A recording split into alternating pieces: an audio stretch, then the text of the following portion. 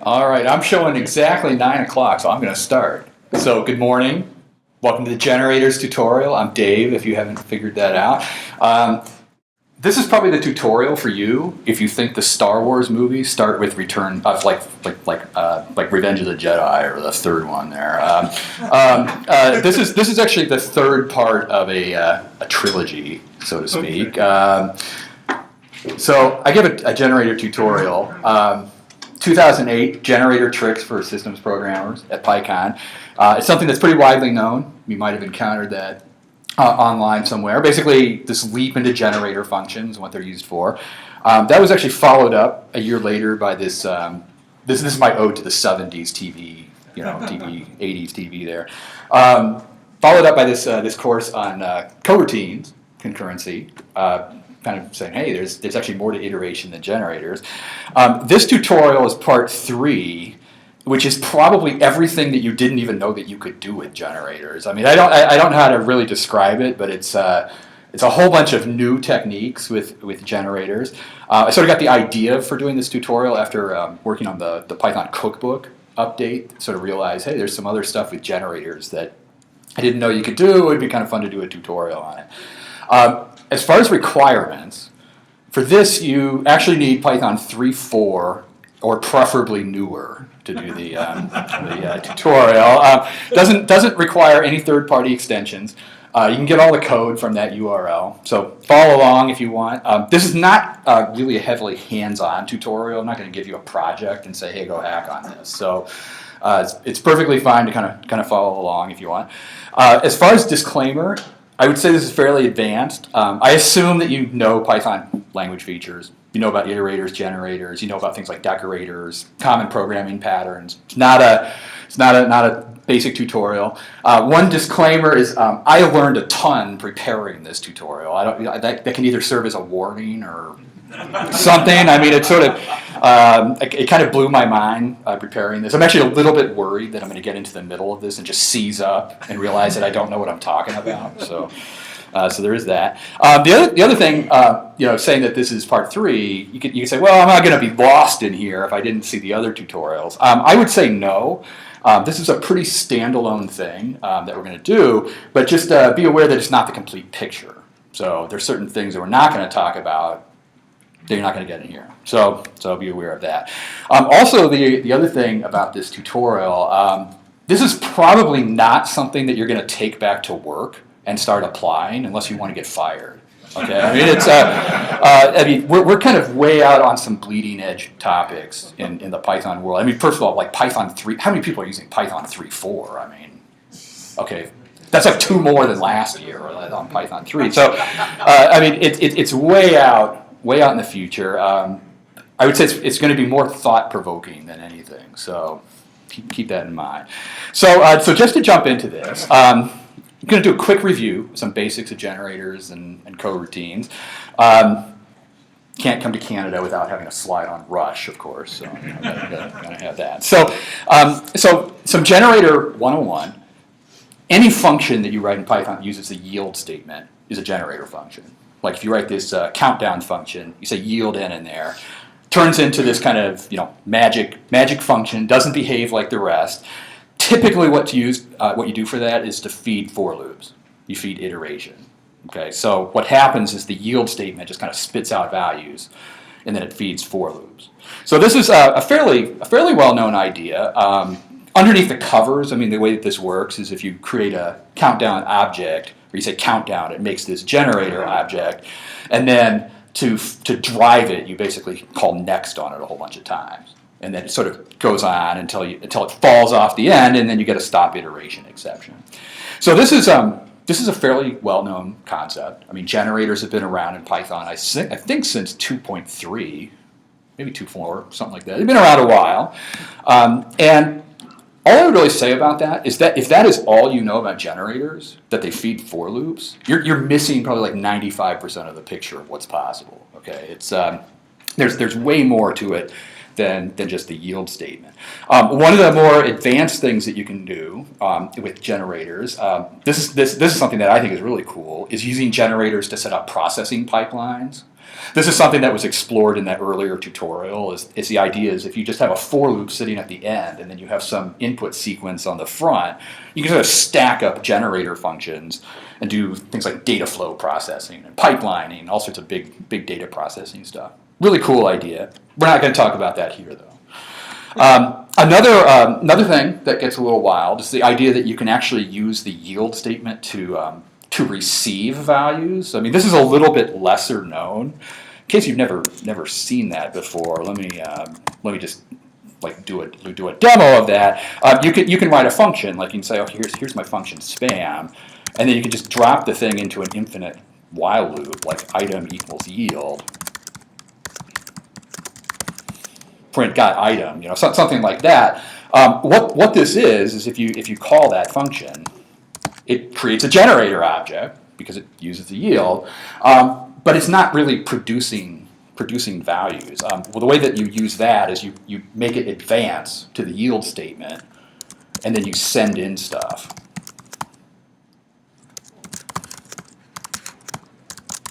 It's like a function that sort of stays alive and just receives messages sent to it.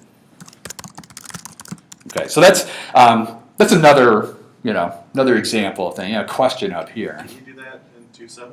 Oh, that works. Yeah, that works in 2.7. That's actually this is the coroutine feature. It's been around since Python 2.5. I would say it's not as widely known as the other use of generators. The fact that you can just make a function and like send stuff into it. So yeah, it's been around for a while. You can send things in. Little weird the way that works. One of the things that you can do with that, by the way, is do things like data flow processing kinds of things, publish, subscribe, event simulation, and so forth. You can actually make like little coroutines, and they all like hook together, and they like send things to each other, and do interesting things. I'm not going to talk about that either, because that was in the second tutorial from earlier. But just kind of know that that's possible.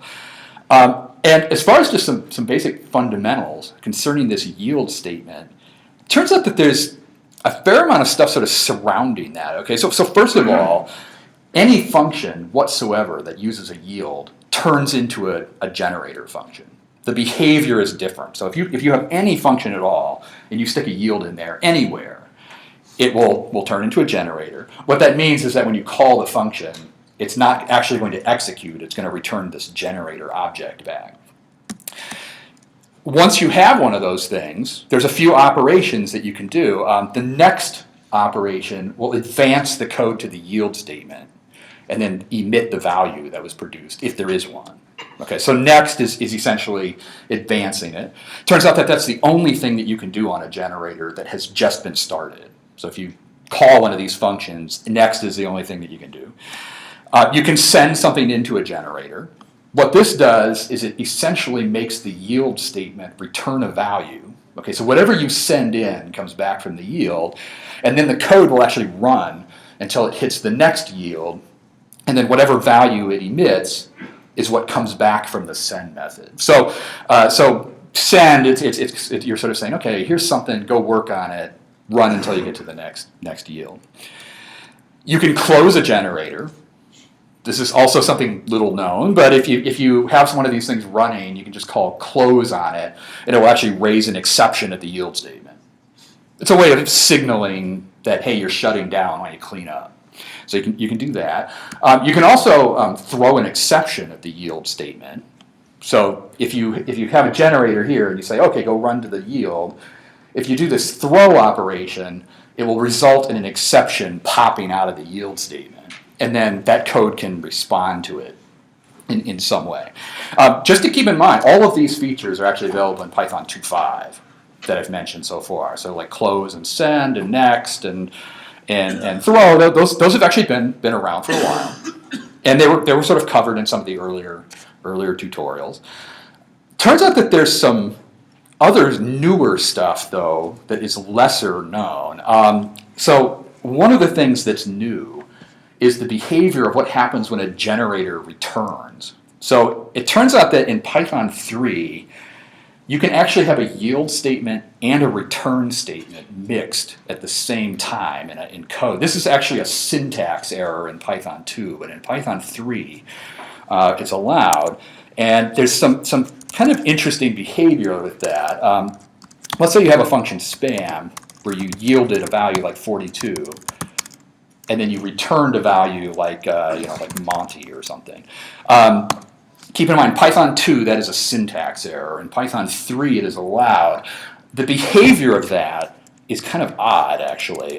What will happen is if you call that, it will come up and say, oh, you're a generator object, which means that you can do things like call next on it. You just lose the, okay. Good. So it means you can call next on it, and you'll see the 42 pop out of it. It says, okay, there's 42.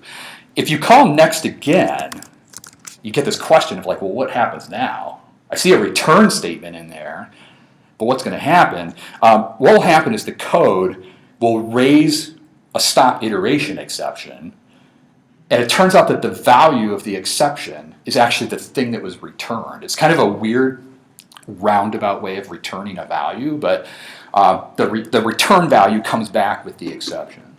Again, this is a Python 3 feature.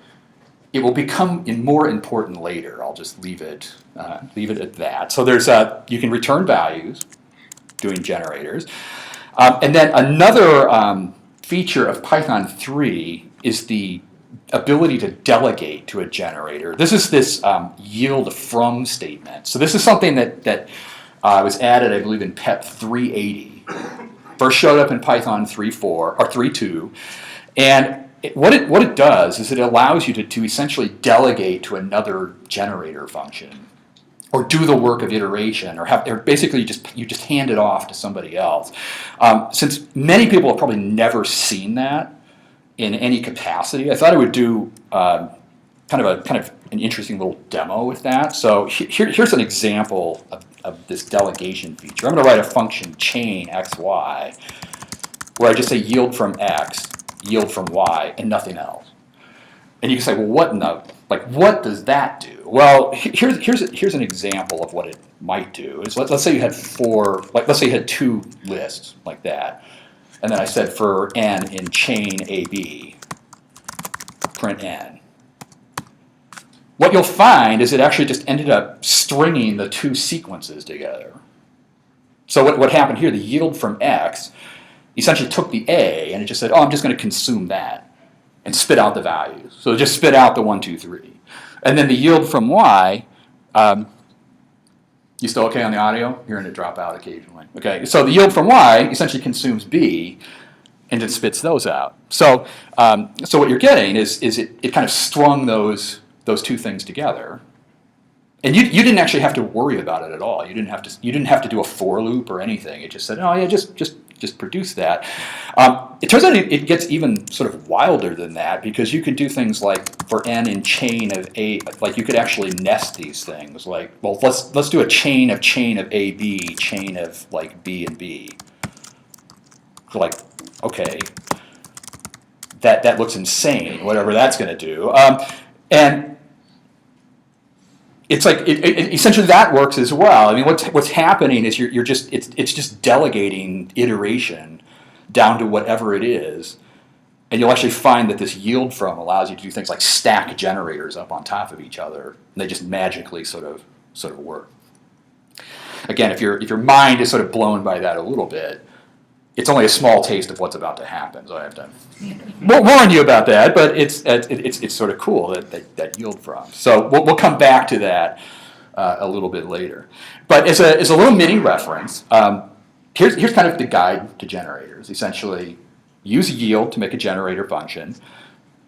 You can yield, you can have a result, and then you have these core operations that sit underneath the covers that let you drive it. You can either advance to the yield, you can send it a value, you can close it, you can throw an exception, or you can do this delegation stuff. So think of these as kind of the building blocks of generators, if you will, and you can do some pretty neat things with that. So that's sort of a starting point. I will pause for questions. Let me just pause, see whether there's any like general questions about that before we move on. I'll try to try to address it. Okay. Question here. I'll repeat the question too, so for the mic. So going back to the yield from, if you just said yield from X, yield from Y, it would have been like 1, 4, 3, 5.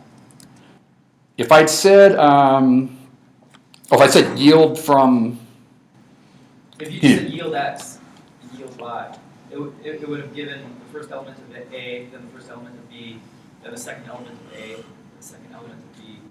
no, actually, yeah, that's actually a good observation. Like if I had said, I'll do this chain 2, X, Y. If I had said yield X, yield Y, like that, and then said for like N and chain 2, AB, it actually would have produced just the X and the Y. I mean, it's kind of what's going on with the chain function is that it's actually running the iteration for you. Like the yield from is okay, I botched that there.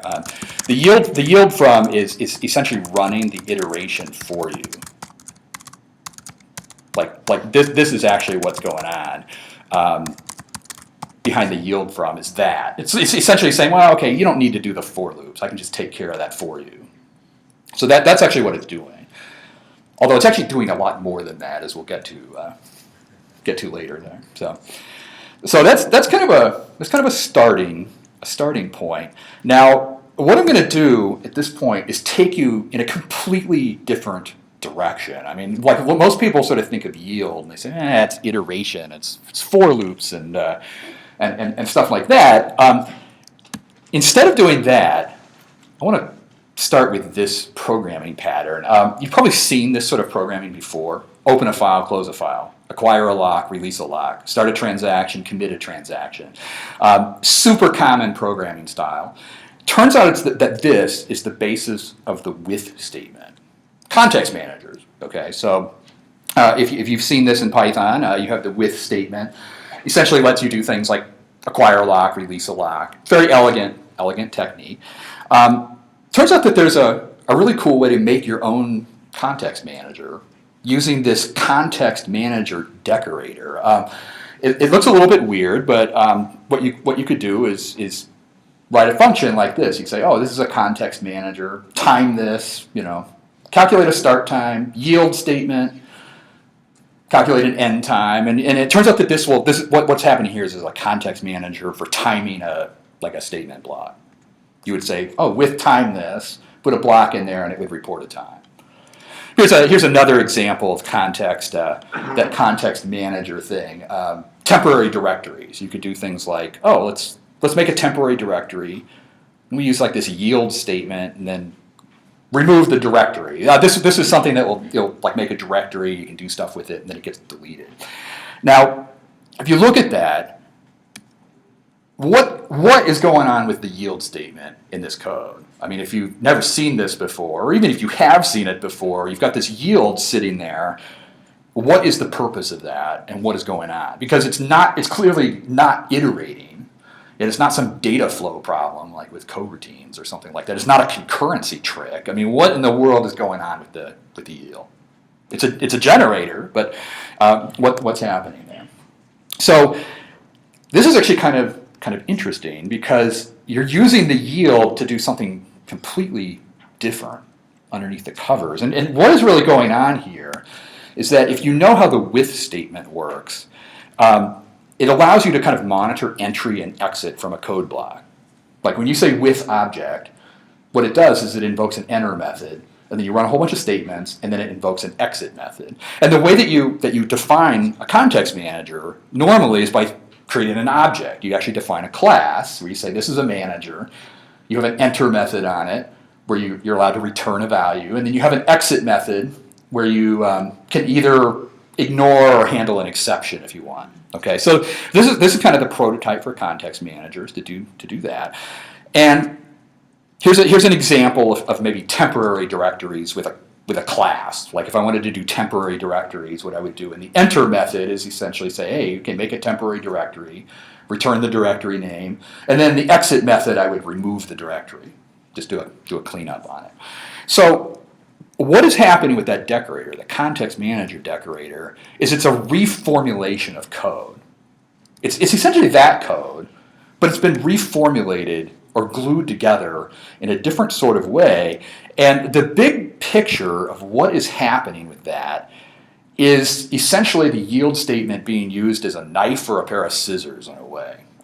What you're actually doing is that context, that generator function is being cut in half by the yield statement. And what is happening is the two different halves are being mapped to the enter and the exit method of the context manager.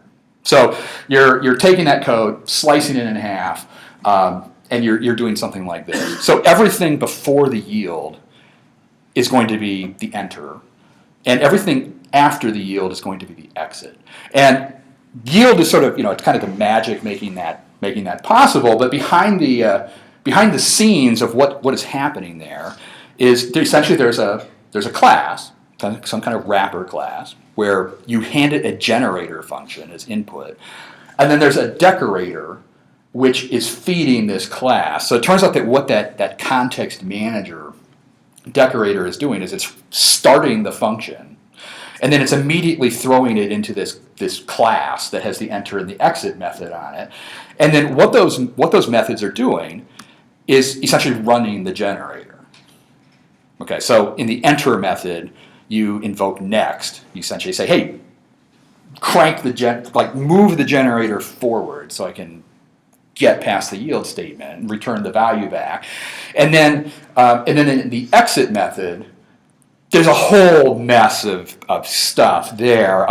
It turns out that what happens in exit is you have to monitor the return, like the arguments here, and say, well, if there's no exception pending, meaning this exception type is none, you basically call next and just say, hey, just run. If there's a pending exception, you throw an exception inside the generator. And then there's some other things that happen here as well. There's like an exception to make sure the thing stops. This little bit at the bottom has to do with error handling inside the code. I don't necessarily want to get into all the details of that, but that's kind of what's going on behind the scenes. This code, it's essentially running that generator function on your behalf and mapping it, mapping it to this object. Just in the interest of full disclosure, the actual implementation of this has to deal with some really tricky, nasty corner cases. I mean, actually, if you pull up the code for that, let me see if I can do this. Like if you import, like look at that context manager code, and just kind of poke around, there's some really kind of nasty stuff in there. Like I'm pretty sure that this is the code for that. I mean, like this exit method, there's a whole bunch of different cases with like handling errors, instantiating types, and there's a lot of comments, suppress the exception unless it's the exception that was passed to throw, and this will sort of make your head explode if you try to fully comprehend every corner case that goes on. But that's kind of the gist of the idea. There is that the yield is being used in a different way. It's being used as a knife or a pair of scissors or something, where you're taking that generator function and you're kind of reformulating control flow with it. I think the ultimate goal of it is actually to make it easier for people to write context manager. Like it's not just a sort of a gratuitous exercise in job security or something. I mean, it's like, they're trying. The whole idea is that you can easily make a context manager using that. You don't have to worry about kind of underlying mechanics of context managers. So that's kind of the picture of that. Now, other reasons for starting with this example will become clear in a second, though. But let me just pause, see whether there's questions about what happened there. Does everybody kind of see that the yield is kind of, it's like chop that function in half, essentially? All right. Either stunned looks or, okay, we'll see. Now, of course, there's more to this. I mean, otherwise, if I ended the tutorial, I mean, it'd be kind of disappointment. So we're going to take this in a slightly different direction here. Do people know who Carly Rae Jepsen is? Yeah, this happened at my dry run. I had this slide in reference to the Call Me Maybe video with like 500 million views on YouTube, and like nobody had ever heard of it before. So Canadian pops. This is my reference to Canadian pop singer. I decided since this didn't work, I would replace the photo with this one, which is sort of. It's going to be kind of appropriate because what we're going to talk about is async processing next. So here's a programming pattern that comes up a lot. Run some function asynchronously, whatever that means. Like take a function, I don't know, go run it in a thread or in the background or it's a deferred or something. Go run it in the background and then get the result back later on. There's all sorts of examples of stuff like this, multi-processing, you can get into like twisted and things like that. You see this pattern all the time. Here's sort of the super modern way of doing that in Python 3 would be to use the concurrent futures module.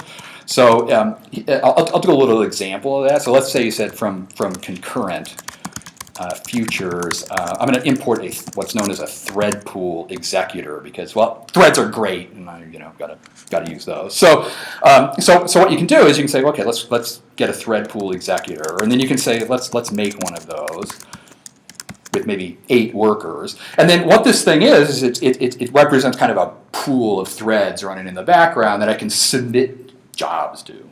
So here's what I'm going to do here is sort of a stupid little job here. It's not the most interesting thing, but I'm going to have a function that essentially sleeps for maybe 10 seconds and then just returns a value. I'm having it sleep just so I can make it delay for a while. Okay, so what happens, the way that this works is you can say, okay, pool, I want to submit function to you with arguments 2, 3, and I want you to go work on it.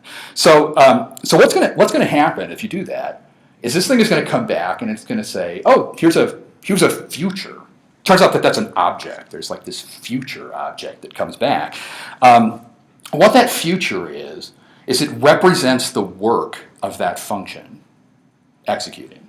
Okay, so while I'm sitting here talking, the function is running. I'm at the prompt. That future result is essentially going to collect the result of what happened. Like if I call underscore result, it'll say, oh, I got 5. It actually executed in the background while I was talking. If you do these steps like quickly, like if I were to say, hey, go compute the function, now give me the result, you'll actually see the thing just block up, saying, yeah, okay, well now I'm churning on it. I'm going to wait for it to finish. Now I get the 5. So this is actually I'm trying to think when futures got added to Python 3. I think 3.2. They've been around a little while. So it's kind of maybe a more modern version of the multi-processing library, perhaps. But you can essentially submit a job out, get a result back. Another thing that you can do is do sort of a callback kind of style with this. You can actually write something like a little callback function where you say handle the result, print got result.result, maybe something like this, and you can say you can say pool submit func 2.3, and then what you can do is essentially add a callback function to that, like that. What will happen here is that code will automatically trigger the callback when it finishes. So you see it print got 5 there. So this is programming pattern, somewhat common. Again, we're submitting stuff to the background, having it run, and what happens with this concurrent futures thing is the results are essentially represented by this future object, and you can either just wait for a result, or you can register a callback function with it that gets triggered on completion. So there's a lot of things like this. I mean, triggering callbacks, callback-based program. Another extension to this, by the way, if there are exceptions that take place, I'll just note that they propagate out of the result. So if you did one of these, like if you did this future thing where you say, okay, submit this as a result. Oh, actually, let me not do that. Let's say you submitted one that had an obvious error in it. like I submitted 2 plus hello. What's going to happen there is that if you get an exception, it will actually propagate when you ask for the result. Okay, so the thing basically blew up there, saying, "Oh, you got a type error." Okay, so nasty traceback doing there. So here's kind of a more maybe full example. Error handling with a callback function, where you say, okay, I'm going to submit a function to a pool, add a callback, and then the callback will either get a result or print out exception handling. All right, so let me just pause for a second and say, okay, this is probably a style of programming that many of you have seen, but like callback-based programming. It's like go do something, call me when it comes back. Comes up a lot in different contexts, and if you look at that code and kind of meditate on it a little bit, I would claim that it probably is something that looks familiar, right? Like Callback Hell. It's, I don't know. I need to coin the term like poutine code or something like that. It like seems like a good idea at the time, but then maybe the next day it's something like that. So there's that. But there's something else about this code that is sort of, I don't know, sort of curious. What if I changed the names of the functions that I had in that code? Like, there's some entry code that is submitting something to a pool, and then adding a callback, and then you have some exit code which is handling the result. It almost looks like a context manager. It's not really quite the same as a context manager, but it's kind of similar, though. I mean, it's like you have 2 pieces of code like that, and you can ask this question of, could I do that yield trick with something like that? Instead of having 2 functions, could I have 1 function and then use the yield, again, to chop the thing in half in some way? Kind of the idea here is that I'm going to submit something to a pool, and then when it's done, it will come back to me with the result. So you have, instead of 2 functions, you can have 1 function, kind of glued together. If you look at that and say, well, that seems familiar, or maybe I've seen something like that before. It's not a new idea. Twisted has done this for a while. If you know about the Twisted package, they have something known as an inline callback. If you look at the example of that, yield statement right in the middle there, and then they get the result back. Okay, so people have been messing around with that for a while, and so we're actually gonna look at that in some detail about how to do that. Like, how would you do something like that in the context of Python 3? And it turns out that there's some pretty interesting little features of doing this. So as a preview of what I'm going to do is there's going to be a part of this that's going to wrap a generator function with, quote, a task object. The purpose of that is essentially some code to supervise the execution of a generator. Like, it turns out if you have a generator, like if you're going to do this little trick with the yield, you actually have to have some piece of code that actually runs that. Like, a yield statement by itself doesn't do anything. You actually have to have some piece of code that's going to manage that. So that's what the task is going to do, and then we actually have to have some code that executes it as well. So we're gonna take this kind of pull it apart. It will kind of bend your mind a little bit, as you'll see in a second. But let me kind of jump into that. I'm going to continue to use threads as an example, by the way. And I can't believe I'm saying this, but I'm saying it because they're easier to work with than everything else. Mainly, the reason I'm using threads is I don't want to get sort of sucked into this black hole of implementation concerning background processing. The idea is we're going to be submitting something to we're going to be submitting a job. It takes place in the background. I don't know how it takes place, but I just know it's going to finish at some point. Okay, so that's why I'm using threads. Key things. There's some background processing. Don't worry about it too much right now. So here's what we're going to do. This is kind of the basic problem that we're going to address, is how do you start with this generator function, and how are we going to cut it apart? Here's kind of the idea of how this is going to work. Everything in this function that appears before the yield is going to be thought of as kind of setup code, if you will. It's kind of like, well, that's sort of setting up the task, or sort of running to that point. And then what the yield is going to do is produce one of these future objects. It's essentially saying, hey, here's a future. And keep in mind that future is representing this background task. Okay, so we're saying, hey, run this as background.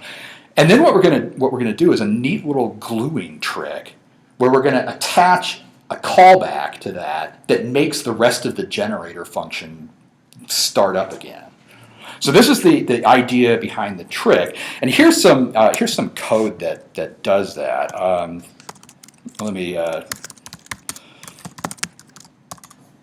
see if I have that. So I'm going to do a little demo on it. So here's kind of the gist of the idea.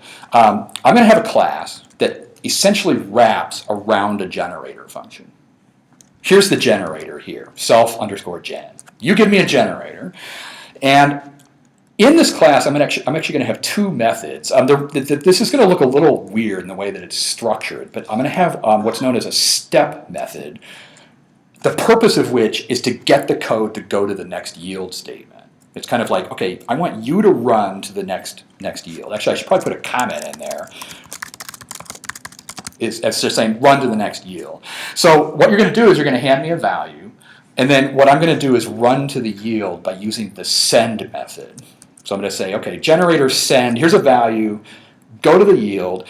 Once it hits the yield, I'm going to assume that a future got returned. Okay, like I submitted it to a pool or something like that. Future comes back.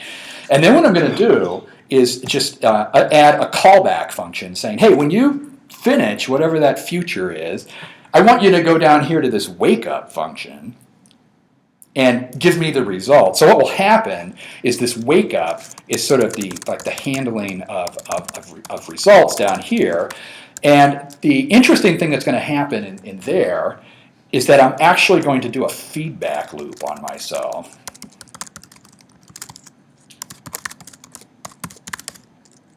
Kind of to run to the next yield. So the idea is it's going to pick up a result, and then it's going to like feed it back into itself. So you have this sort of weird little like task object that's going on here, where it's like you give me a generator, I'm going to like step through this thing and try to drive it, and so that's kind of the idea. And you can look at that and say, okay, well, how is that going to work exactly? Here's a demo of how that works. Okay, so keep in mind I have this function. At least I did have a function. This function xy times sleep 10 return x plus y. What I'm going to do is I'm going to write a little thing called like dofunct here. You give me xy, and I'm going to essentially say, I actually want to yield a pool submit funct xy. So what I'm doing here is I'm saying, hey, I'm going to submit this thing out to this thread pool, and then I'm going to print the result. Print the result like that. This is a generator function. So if I call this thing, like if I say g is equal to dofunct 23, it's going to come back and say, well, there's a generator. The whole purpose of this task is essentially to wrap around that. What I'm going to do is I'm going to say, hey, make a task out of that thing, and then if I call step on it, this will basically start the thing running. Okay, so if this thing is working, which I'm 90% sure that it is, that thing is running in the background, and then, oh, okay, it just popped up, got 5. Everybody kind of see what happened there? I could do it again. Like I could say t is equal to task, dofunct 4.5, and then step the thing. Keep in mind, I'm still alive kind of in the interpreter here. Like that. Got 9. Very kind of unusual unusual thing going on there. Essentially what's happening is this little fragment of code, it's submitting work to the background, but it's even sort of weirder than that. It's actually running and almost entirely as like a little background task. It's not and it's weird because it's not a thread really. It's Well, that's just weird. It's like you have this function with the yield using this future thing, and it's sort of representing some kind of background processing. Question here, yeah. What would happen if you ran like 10 of those at the same time? How many can you run? Oh, that's a good question. Actually, we could do like you could do like for I in range 10. Well, we could do something. We could just say like task of like do funct like I step or something like that. This is kind of a shortcut. What's happening there is I'm basically just launching like 10 of them in the background. The question is like, what in the world is that going to do? Dramatic pause for the 10. Okay, so like, a whole bunch of results just popped out of it. Now the question is, what happened to? 18. Okay, there's 2 more. Okay, I know what happened. We only had a thread. We only had a pool of 8 threads. So 8 got to run immediately, and then once 2 finished, 2 more got in, and then they ran. Okay, I was getting a little bit worried, like the missing 18 and the 16 there. So that's kind of cool in a way. What's going on there? The slides, in a sense, kind of step you through what I just did. Again, the idea of this task is that you're wrapping around a generator, and the step function is just advancing it like one step, sort of saying, hey, go one step forward. The wake up method is kind of embedded with this callback business. It's like the callback is triggering wake up, and then what wake up does is it does a feedback into the code. Actually, the purpose of that feedback, by the way, is sort of interesting as well. One of the things that we could do is write a function like example, n, like while n greater than 0, result equals pool submit funct like nn.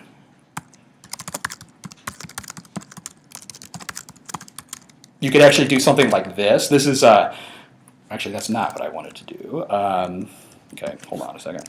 I forgot to put the yield statement in there. That's the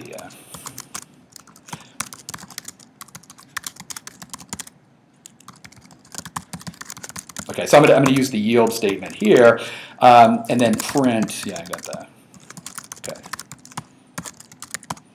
I think that will work. Okay, so you could have a function like that where you could say, okay, let's wrap that up in one of these tasks and step it. What will happen with this code, if I've done it right, is it will essentially output like a new message every 10 seconds. Just kind of sitting there in the background. So it says, okay, got 20. It will come back alive in another 10 seconds and print 18. Keep in mind it's adding 10 and 10 together to get 20. So you can look at that and say, well, okay, that's really kind of wild because it's almost like a thread or something. It's like some kind of background task just kind of churning away in the background there using yield. So that's sort of unusual.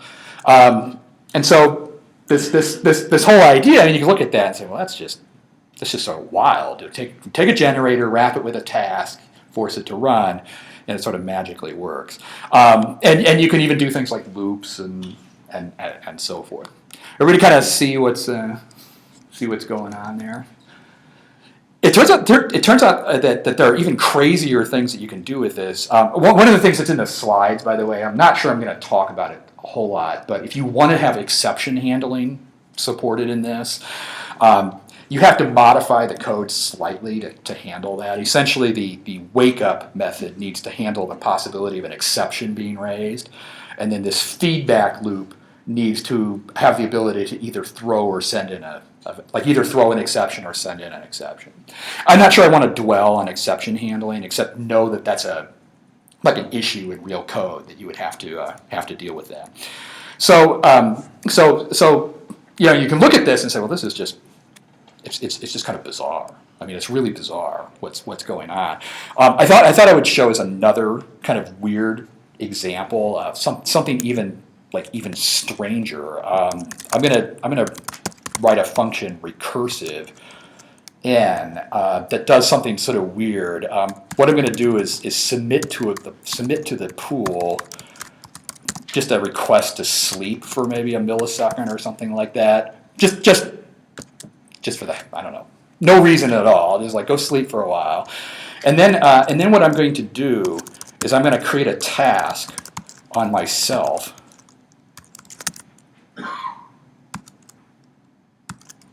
And I'm going to step that. This is like so wrong on so many levels, right? It's like so I'm gonna oh, actually I should probably put a print. Well, I'll put the print down here. Why not? Okay, so I'll put the print after the recursive thing there. This is essentially a function that's submitting itself to go to sleep, and then it submits itself back to the task system, and then it prints something out. This thing is sort of bizarre. So if I said recursive 1, it'll come back and say that's a generator object. If I wrap it with a task and then step it, it will actually run forever outside the bounds of the Python recursion limit. So it's hopefully you know that Python has a recursion depth limit of 1,000, right? Okay, so this thing's already submitted itself 12,000 times. It's well out of the recursion limit. On top of that, I don't think it's doing much with memory either.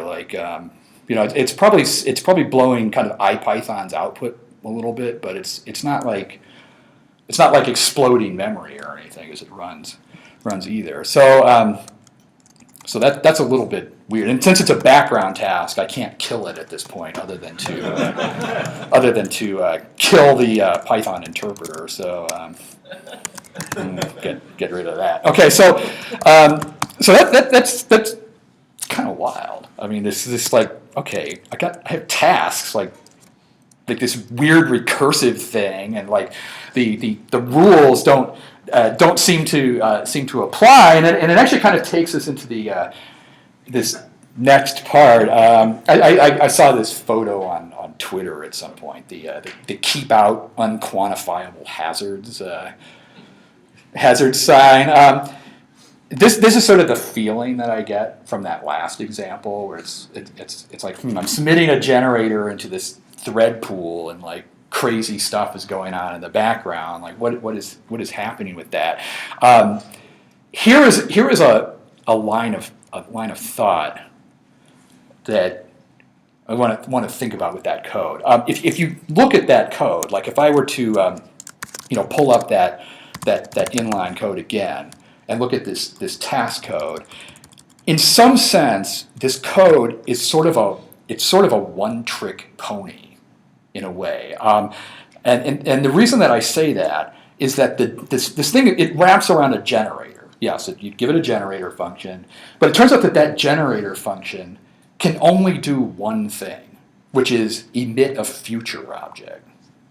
It sort of assumes that a future comes back, and if not, it just doesn't work. So in some sense, it's just this one trick thing where it's just it only works if a future comes back.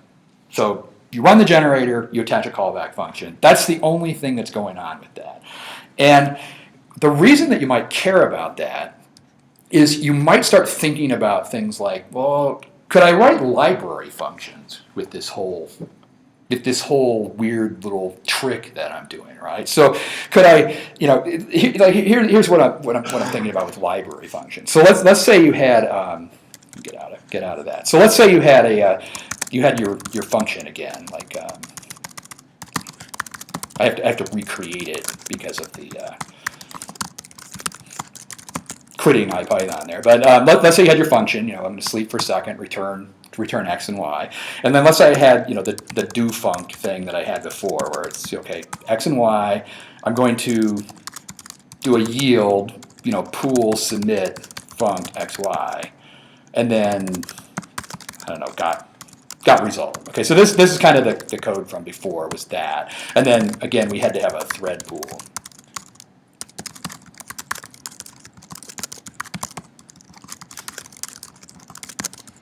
Okay, so we have to recreate that. Here's the sort of thing that I'm thinking about with library functions is, could you write something like this, where you'd say, okay, I'm going to write a function after, where you give me a delay along with a generator function, and then maybe I do something like this, where I'd say, okay, submit to the pool maybe a request to sleep for like some amount of time, and then could I yield the generator? Kind of the idea here is now run the task. Could do something like that. So instead of doing something like this, right, say task do func 2.3 step, where it just runs in 1 second, I could say something like task after 10 seconds, now do func 2.3.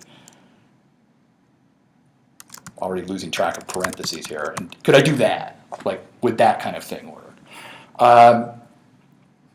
So the idea is here is it's sleeping for 10 seconds, and when it's done, will it work? Turns out that doesn't really work, and the reason it doesn't work is it turns out that this little bit of code here is sort of busted in a way. The reason that it's busted is that this whole task thing only works if a future comes back. It doesn't actually work here because that thing that's being produced is not actually a future. It's actually another generator of some kind. It's something else that's going on there.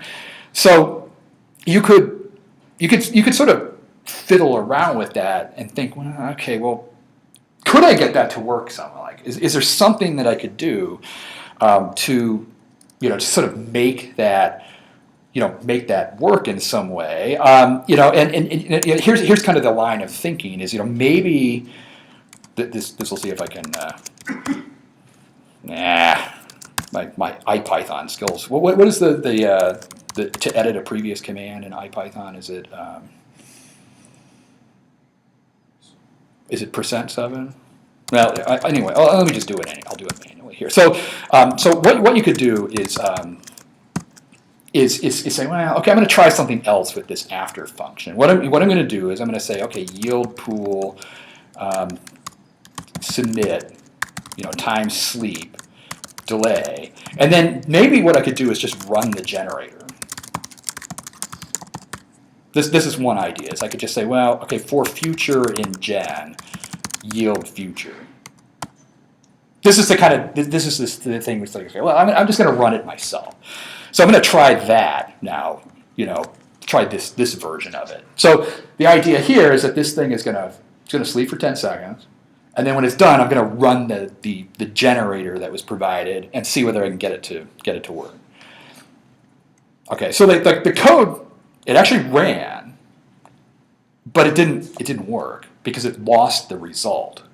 Do you kind of see that? I mean, it's like it ran do func, but the 5 essentially disappeared into the vapor somewhere. So we don't know what happened to the result. It got none.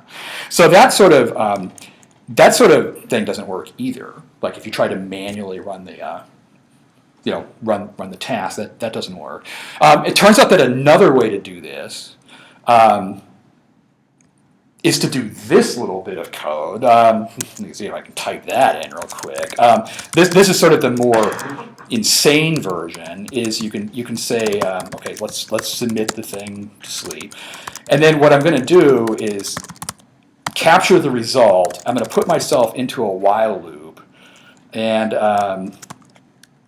essentially do something like this, where I'm going to say result is equal to gen dot. Well, actually, I'm going to say future is equal to gen dot send in result, and then I'm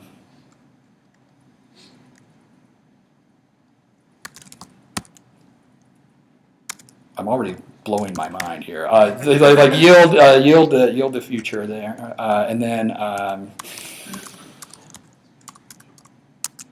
what in the world am I doing here? Well, I'm already blowing my mind here. Okay. No. I have to go back. I see. I told you that I was worried about blowing my mind in this tutorial. Oh no. Okay, yield. So what was? I'll just stick to this slide here. So I was telling John earlier that I had to leave my office on numerous occasions, like preparing this tutorial, because it made my head explode so many times. Okay. So what's happening here is you're sending in the result, and then capturing the result, and then kind of running a while loop. If you do that, it will actually work. but there's no way that you'll be able to explain this to anybody what you're doing. Like I wasn't even able to do it, so you can imagine like code review, right? It's like, hey, I got this little trick with generators, and then like you're looking for a job afterwards, right? Nobody understands it. So it turns out that sort of stuff, that is what the yield from statement is about. And this is the really amazing thing about that yield from that I'll be honest, I did not fully appreciate when I saw that added to Python. It turns out that the yield from is sort of the ultimate punt for doing anything related to generators. Like what I'm going to do here is I'm going to say, okay, go to sleep, and then I'm just going to say yield from generator, like that. What is so awesome about that is you are like washing your hands of all responsibility for what you just did there. No, seriously, it's like you're basically just saying, you know what? That is not my problem. Whatever that generator is, it is not my problem. And it turns out that if you do that and you run this thing, it will just magically work. It will take care of everything, the send and all the exception handling and everything. Yeah, question here. So earlier on when you said that yield from was like actually iterating over a generator, but getting Python to do it for you, that's actually not what's happening then? Yeah, the question is, well, when I said yield from, it's kind of like getting Python to iterate over a generator for you. That is what it's doing, but it's doing way more than that. It's actually doing everything associated with the generator that is legal, like throwing exceptions, sending things, the whole thing, yeah. So if you just naively replace that yield from gen with the simple two-line for loop, it don't work? It didn't work. Yeah, that was the thing that I had earlier. I tried to do this.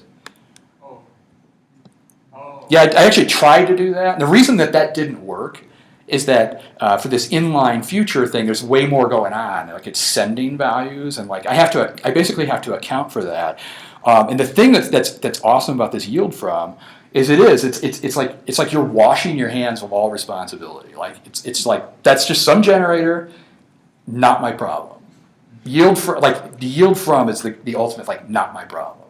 Like you just stick a yield from in front of it, and it'll just run happily away, whatever is going to happen there.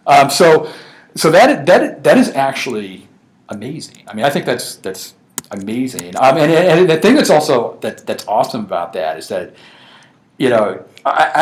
I will admit, before doing this tutorial, I didn't really fully appreciate that in PEP 380. I mean, I knew that this PEP 380 was out there about, oh yeah, we had the yield from, and there's some cute examples where like, oh, you don't have to do the for loop anymore, and it's like, oh, okay, cool, and so forth. Then they started digging into this, and it was like, whoa, there's like way more to PEP 380 than just getting rid of the for loop. I mean, that's really cool. I mean, it's way more powerful than people might think, and opens up some possibilities.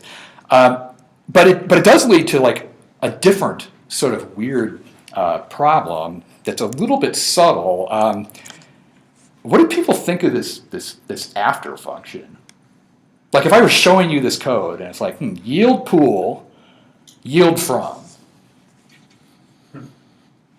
maintain that, okay? Like go into code and like try to maintain something like that.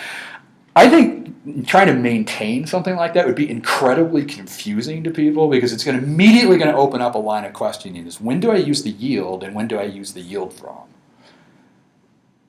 It's kind of like this, like with objects, like if you have a whole bunch of methods that take no parameters, like do you add the parentheses to it or is it an attribute? Like so you get into this thing like, oh, when do you add parentheses, when do you not? Sort of the same thing. It's like, well, when do I use the yield from, when do I use the yield? I would claim that would be incredibly confusing in code. We already did an example sort of showing that you can't just say yield gen.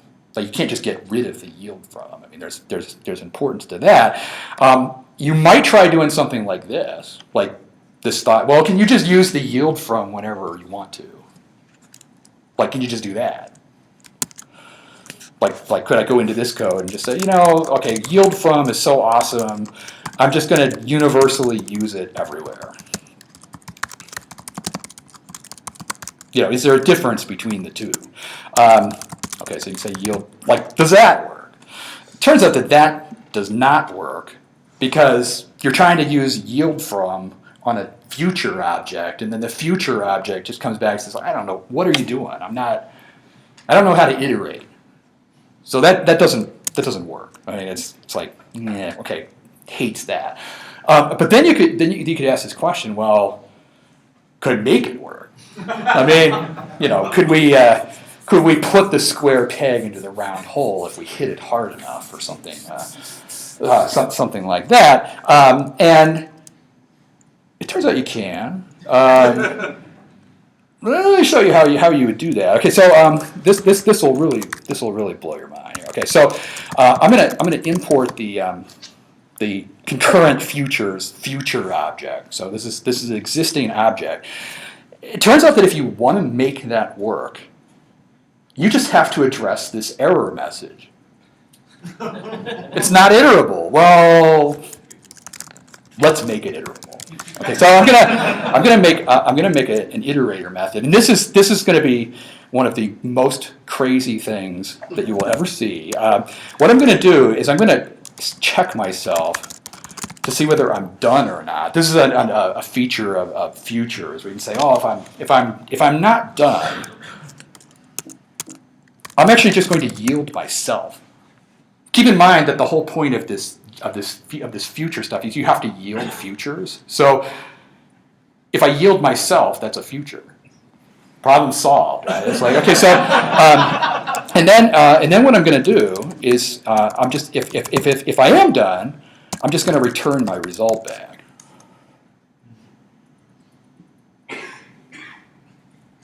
Something like that.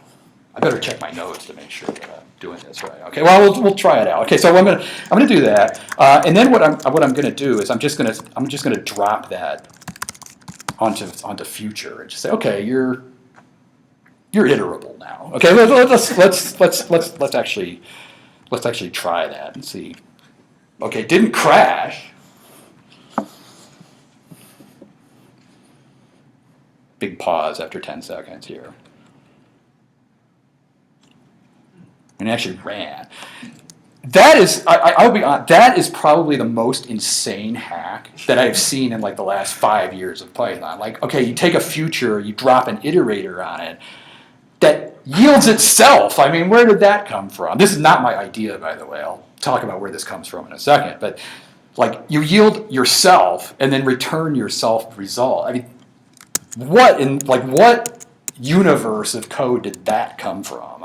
So you can do this thing where you just patch the future object with making it iterable, and somehow magically it makes the yield from work. Now here's what is underlying this whole little trick. It turns out that what I'm doing here is I'm setting up a system of code where future is the only thing that uses the yield. Turns out that yield is going to be the only one in the whole system. That future can yield. Nobody else is going to yield. It turns out that everything else in the whole code is going to use yield from.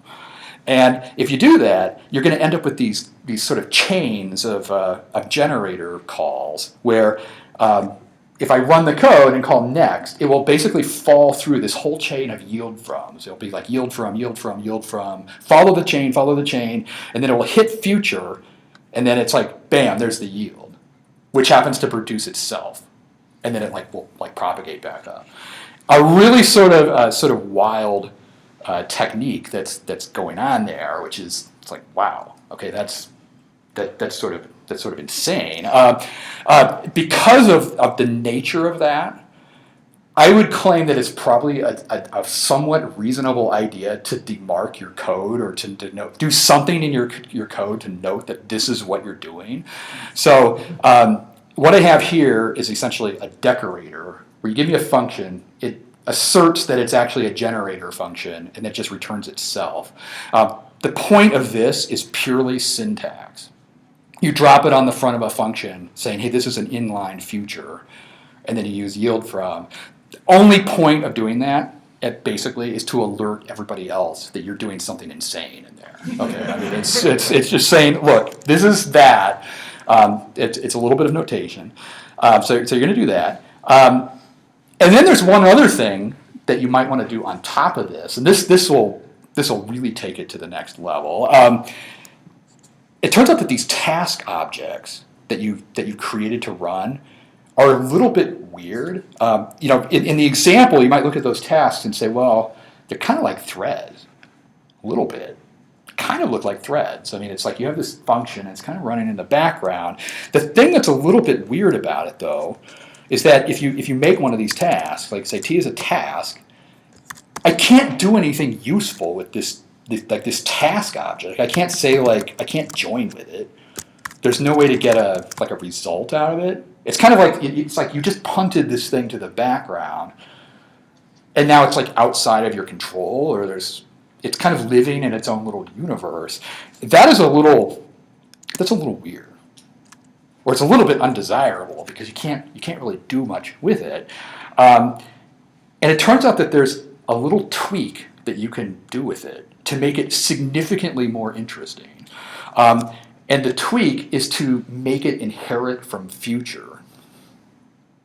You're like, oh, good God. Okay, so what's going to happen here, and also what I'm going to do is I'm going to make the stop iteration exception set the result of myself, because I'm a future, so I'm going to set the result on myself here. This is what will happen here is just completely kind of amazing, actually. What will happen now is if you create one of these tasks, it itself is one of these future objects, which means that you can actually use things like result to wait for it. Like you can actually wait for the result to come back and do all sorts of things. So you actually have this situation where it's like you have a task, runs a generator, it produces futures. The task itself is a future. So then you can start mixing it up with all this other stuff. This is another time to kind of leave the office, right? It's like my head is throbbing so bad I got to take a walk around the block and get a coffee or something. So kind of what's happening with this is some really head exploding stuff. I mean, what I'm having here is I might have some function that's submitting something to a pool. A result is coming back. What will happen is the result will end up getting propagated through a stop iteration exception, which then takes the value and sets it on this future object, and then it propagates down here. There will be a quiz and a debugging session a little bit later on this, but so you have that. Some other things that you might do to kind of clean this up is maybe write a few little utility functions to hide details. You could maybe do something like start inline future that automatically creates the task and causes stepping on it. You could also have a little utility to just run it, wait for a result. I think I have some code for that. Let me just. Okay, so here's kind of a more a fully featured version of all these things that I have. So let me let me just run that to. Just to kind of show how that works. So, okay, it's waiting for a result here real quick. So kind of the idea here is you could have you could say do funct xy, yield result equals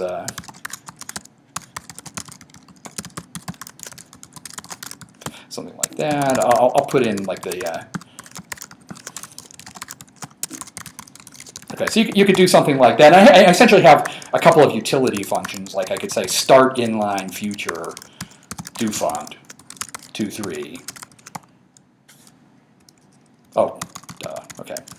I don't need to do that. So I have something where you can just launch a task that's basically launching a background task, or I could say something like result is equal to run inline future do funct 2.3. That just sort of waits for it and then passes the result back. Okay, so kind of building up a little bit of machinery here. Kind of the purpose of these functions is the run inline just runs it to finish, and then the other one lets you do stuff in parallel. You can launch multiple tasks. We kind of did an example of that a little bit earlier.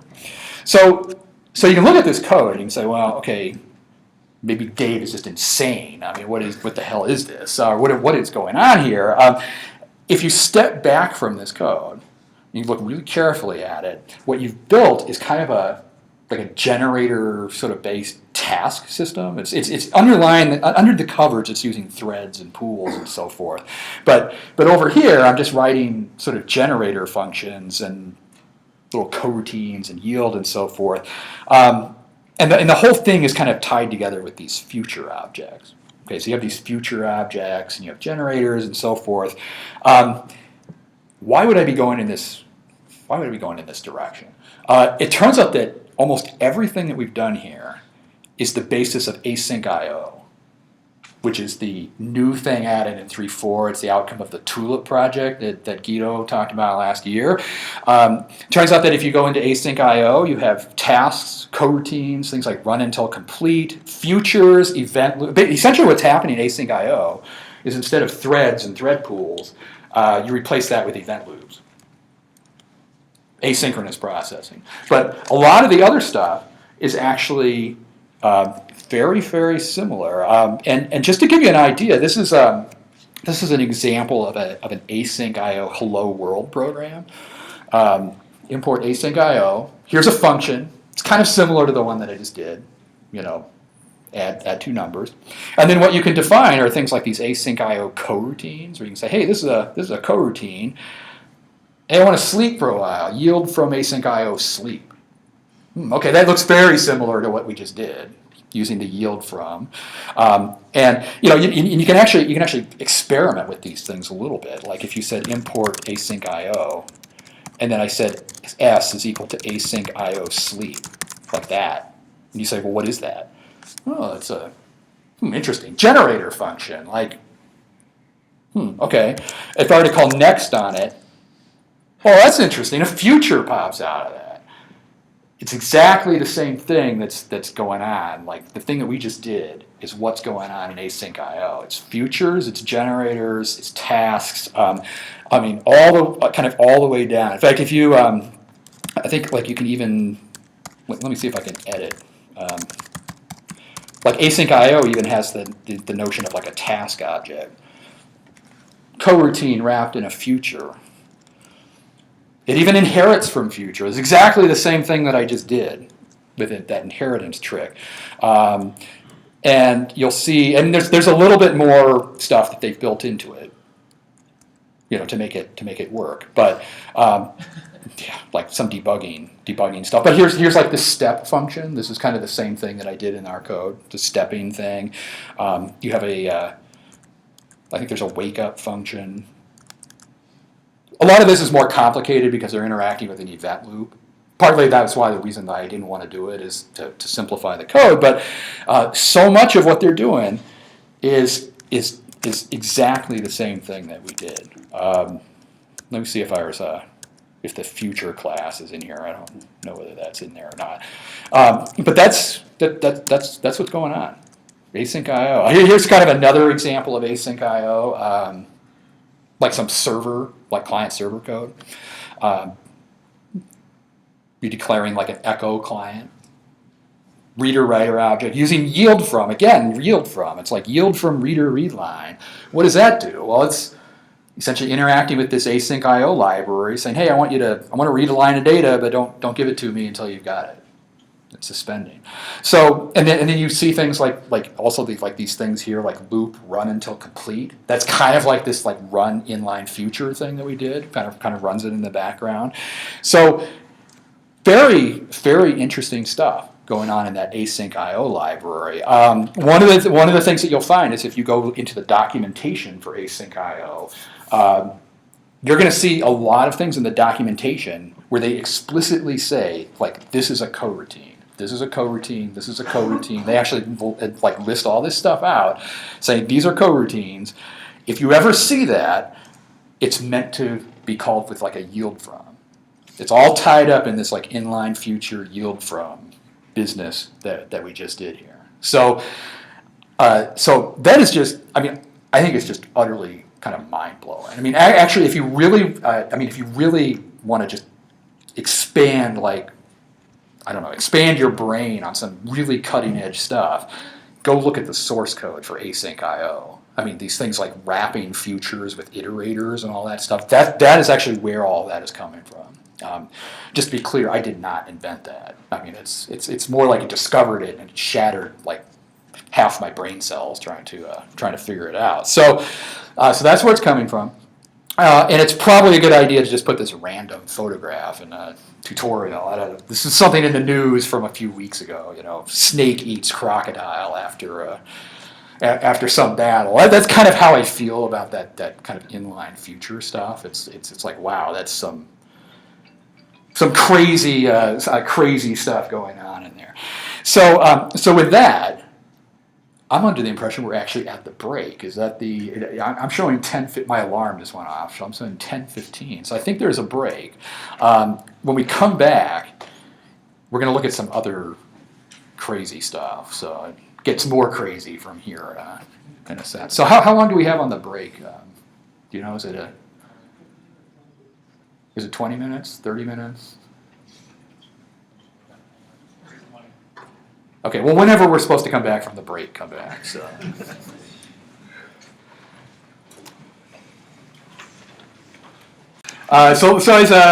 before we go any further, let me just see if there's lingering or open questions about anything. We're gonna go in a slightly different direction in a second here.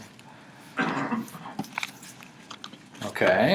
Well, the thing we're gonna do next, favorite topic, global interpreter lock. Gil. I don't know if anybody has kids and is into the bubble guppies or not, but that character's name is actually Gil. Like, who knew? Okay, so Python threads, threads. Okay, so hot button topic. It's like every version of Python comes out, and people are like, oh, you got rid of the global interpreter lock yet? It's like, no, it sucks. So threads. Okay, so talk to people. It's like, what are they good for? Nothing. Here's the thing. It's like, actually threads in Python are awesome at doing nothing. Like if you want to sleep or wait for I/O or something like that, threads were great for that. Like threads can wait as fast as anything out there. Okay, so threads are great at nothing. They're bad if you actually want to do something, right? I mean, that's basically the whole issue with the global interpreter lock, is that if you do work, you're limited to one CPU, and then on top of that, the CPU threads like fight each other and stuff. So I gave a PyCon talk about that. People drag it out every single time Python GIL discussion comes up. So there's that issue with the GIL. But here's kind of the thing that seems to be going on, and we'll see how contentious I make this. It seems like that the solution for the Python thread problem seems to be to reinvent the one feature of threads that actually works, which is waiting around. Like if you look at like all these things with event loops and async and coroutines and all that stuff, what are they doing? They're re-implementing I/O. Threads are great at I/O. I mean, so they're not actually tackling the problem that threads have, which is CPU. So they're reinventing that. I do have in a little note down at the bottom, you can barely read, that yes, there are other issues with threads that coroutines and stuff address. Like if I'm going to open up 100,000 socket connections on my server or something, yeah, okay, I'm not going to have 100,000 threads. Okay, I'll grant that. But kind of work with me on this line of thought here. Okay, so you have all these solutions that are reinventing I/O, but here's sort of here's the other thing with these event loop things. If you're doing things with coroutines or event loops or anything like that, they also have their own issue with CPU bound work and blocking. This is a picture of Chicago from 2011, I think, like that. It's Lakeshore Drive, basically a bus spun out, blocked all traffic, and then a blizzard came in and like entombed everybody out there for like 14 hours. So it's a good analogy for some of the things that can happen in these event-driven systems. Basically, you do like if you were to initiate some huge computation, it blocks the event loop, and then like everybody's stuck. Very standard solution to that is to delegate work out either to threads or processes. Okay, so like if you have a bunch of work, and you're concerned about that, you punt it out to like a process pool or something. You have multiple Python interpreters running. There's all sorts of libraries for doing this, multiprocessing. You use concurrent futures. You can do things like that. And here's the thought experiment. Didn't we just do this? Like in the last, isn't this kind of what I was doing in the last section? I mean, we were fooling around with this inline future thing, with threads and so forth. Where we had this. I try to think. We had this task. Do func 2.3 step. Let's make sure it still worked. Okay, so do that. Would that work if I just went and used a process pool instead? Like if I said from concurrent futures, import I think it's is it process executor, maybe process pool executor. You never have too long of a name on that, right? Okay, so could you just come in and say it's a process pool executor with 4 workers? Could I actually just would the code actually still work doing that? And it does still work. It turns out that the thing that we just did even works with process pools. And so one of the things that you could think about is maybe you could do a little experiment involving a performance test of some kind. Seem to have might be in the wrong directory here. So let me. Final generator here. Okay, so let's say you had something like this. What I'm going to do here is a little performance test where I have a horrible method of computing Fibonacci numbers, because why not Fibonacci numbers? Okay, so horrible recursive method, and then I have a function that just computes the first n Fibonacci numbers, doing that. And I'm going to use my little yield pool thing here. Okay, I'm going to submit it to a pool, return the result, and then what I'm going to do is I'm going to create a process pool, and I'm going to try some of the stuff that we just did in the last section. So I'm actually doing all this inline future stuff that we did. So what I'm doing here is I'm doing a little test where I'm going to run this computationally intensive task twice in a row, and I'm going to time how long it took. Okay, so how long did it take to do that? And then what I'm going to do is I'm going to do the same test where I launch the tasks in parallel. Okay, so let me put a comment here. Launch in parallel, and then wait for the results to come back. And I'm going to just see what happens. If you know anything about thread programming, because of the global interpreter lock, you're not going to get a speed up. I mean, it's essentially the threads. You're kind of stuck. But what I'm doing is this inline future thing, where I'm going to run that sequentially, and then I'm going to run it in pools. Okay, so let's just run it. See what happens with this. Okay, so this thing's it's running sequentially right now. Okay, 6 seconds, 3.9 seconds. So actually, the parallel one actually got a speed up. I mean, it actually ran twice as fast. I don't know whether this is making a huge amount of sense, but I find this sort of deeply interesting in a way that with these inline futures, I can launch them in parallel, collect their results, and then if I'm using a process pool, I get speed up. In some way, this is weird. It's it's almost operating outside the bounds of the global interpreter lock in some way. I mean, it's you have this task here that looks a lot like a thread. I mean, it's like some kind of thread. It's doing some kind of computation, but yet somehow it's operating outside the bounds of the guild. So everybody kind of see that. The thing that's making that work, by the way, is that this approach is essentially punting the computation part of it out and having that run in a separate process. In some sense, it's actually exploiting this idea that the one thing that threads are bad at is CPU work. So why not just punt on that and punt it out to a pool. That's kind of the idea. So you can look at that and say, well, it's kind of odd. It's kind of interesting what's going on there. Just again, everybody kind of see what's going on. If not, that's okay. But we're basically playing with the process pool, somehow escaping the GIL. Okay, that's kind of interesting. The thing that's a little bit also interesting about it is that the way that this whole thing operates is really, really odd behind the scenes. And to illustrate that, I need to go back to the code here. So let me go back to this code. I have this inline future thing that's using the yield. And again, what's happening with that yield is it's taking the code and punting it out to a process pool. And then when that work completes, it comes back. Okay, so that's what's happening. The way that this works under the covers is a little bit frightening, actually. So what I'm doing here is I'm uncommenting a piece of code that just prints out what the current execution thread of the program is.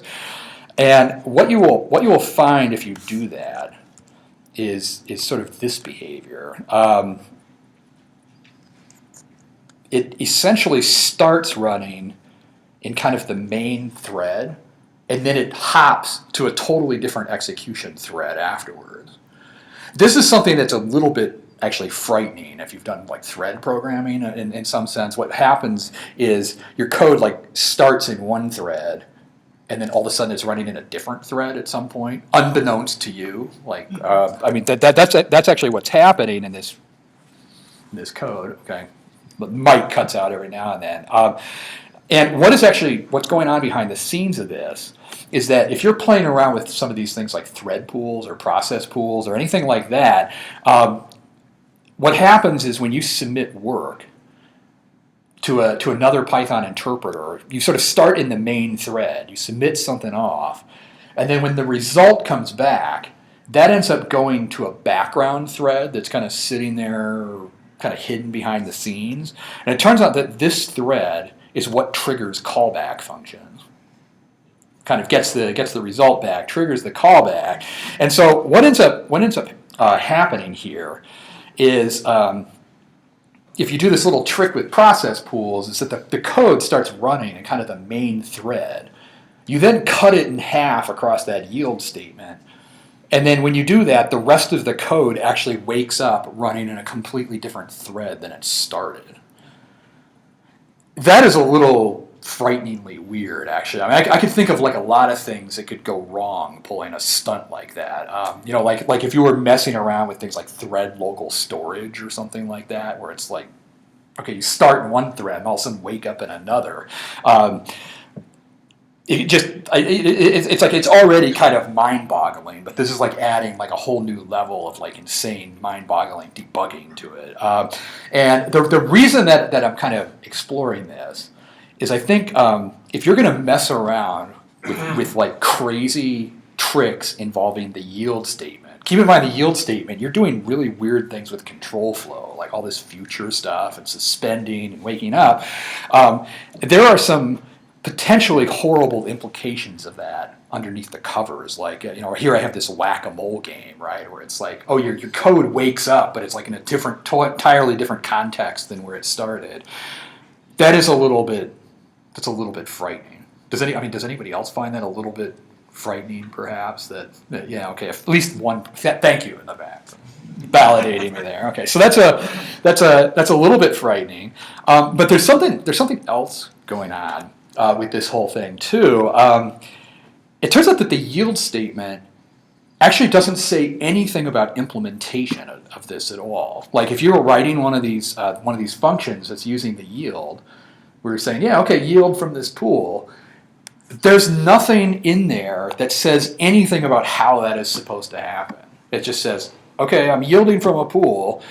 Somehow, somewhere, some way, I'm going to get woken up with a result.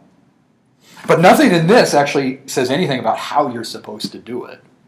Like there's no, kind of the key thing is there's like no formulaic, rule that says, well, you have to do it this way that I just did. In fact, one of the things that you could do is actually think about, well, I'm gonna do some completely different thing under the covers. Like I could say, well, instead of doing all that stuff with futures, like I could forget about all that callback function stuff and all that. I could actually just write maybe a different kind of execution function where I just say run inline thread.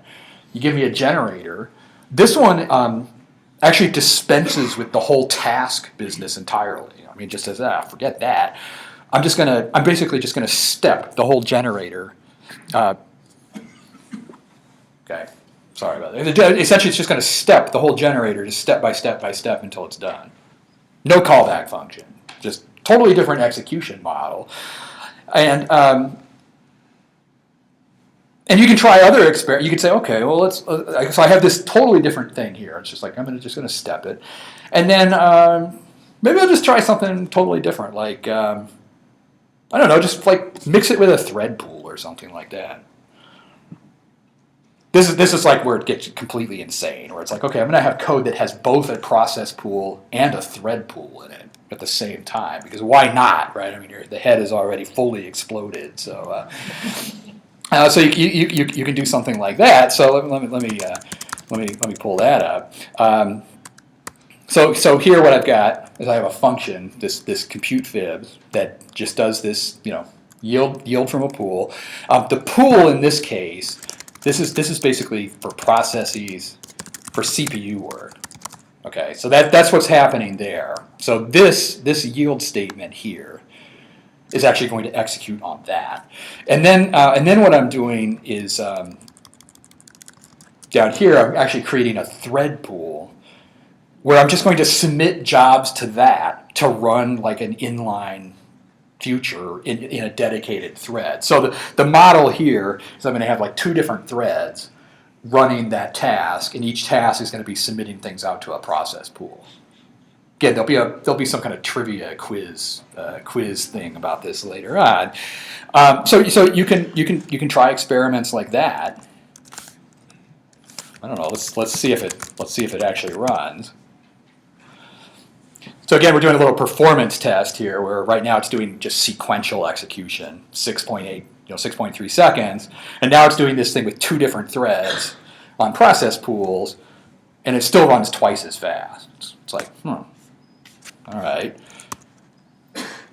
Kind of curious what's going on there. If you put back in things like this print statement to see how it's actually executing, one of the things that you'll find is okay, well that one looks like it's, that's the old one. The new one that's running in parallel, you actually find that the code is executing in two different threads, and it's just alternating between threads. It actually ends up behaving in like a totally much more sane manner there. All right. I'm not sure whether I want to dwell on that a whole lot, but yeah, other than the comment, like move along faster, must move faster to escape like certain peril with what we're certainly doing here. I think the big idea, again with bad movie reference here, is that with messing around with things like generators and control flow, you actually have a lot of power to kind of mold what is going on behind the covers, like having like different execution models, event loops, threads, and so forth. I'm not sure that whole area has been fully explored, really. I mean, I don't know. Maybe it doesn't. Maybe it shouldn't be explored anymore. I don't know. But it seems like there's a lot of sort of possibilities there as far as like how that yield statement gets executed. All right. So there's that. Again, I'm not sure I want to totally dwell on that too much here. Let me just pause, see if there's comments or concerns about that. Okay, kind of escaping the gill a little bit, and then some final. We're going to get into a couple of sort of different directions here. This section 6 is going to explore yet another kind of thought on generators. Let me see how we're doing on time here. Okay, I think we're doing okay. one of the things that's a little bit odd with, do you know why this is cutting out in the back? Am I touching the mic in a weird way? Okay. Here's kind of an odd thing with generators, and maybe this is like a sure sign that I need to get out more or something. Probably true. Has anyone kind of noticed like the similarity between like a coroutine and what's known as an actor? There's this whole thing in concurrency known as the actor model, which is you have essentially actors, which are tasks that you send messages to. Like you have these like tasks, and you send them messages. And one of the things that's always kind of struck me as a little bit odd is the fact that you could make generator objects. You know, like this is something that I had earlier, where you make like spam, you yield, and you create this thing. You advance it to the next, and it becomes this thing that you send things to. I did this example very early on. Where you have this function that's just sitting there, and it's like receiving messages. It's like you send in data, and it just responds to whatever you send in. This has always struck me as a little bit interesting, because there is this thing known as the actor model for concurrency, where you make tasks. In some sense, you make these actor tasks, and what these actor tasks do is they do things like receive messages, they send messages to other actors, they can create new tasks, and one of their features, they don't share state at all. So what you have is these little actor objects kind of all connected together, and they sort of send messages to each other. Yes? Is there any kind of queue? Not in this, and we'll get to that. Yeah. So this actor model. Yeah. The question was, do they have a queue? And here's kind of the question: are coroutines or generators in any way sort of related to this, or can they be used to do this sort of thing? One of the reasons why I sort of think about that is that in some sense these generator functions are really simple. I kind of like the idea that they're really stripped down, right? It's like, it's just a simple function it's receiving messages, and there's not like this whole like class wrapped around it. It's not a whole lot of machinery around it. So to look at that and say, well, it's kind of interesting. And can I build like an actor system out of that? Is there some way that I could kind of fake like the actor model with this? So what I'm gonna do is a little example that looks like this. Could I build code that did a little trick like this, where I would actually have some way to sort of declare an actor? Like I could say, okay, this printer function is an actor. It receives a message, maybe prints it out, and then maybe in some other bit of code, I have the ability to send it a message. I could say, hey, printer, I'm gonna send you a message. Could I fake something like that?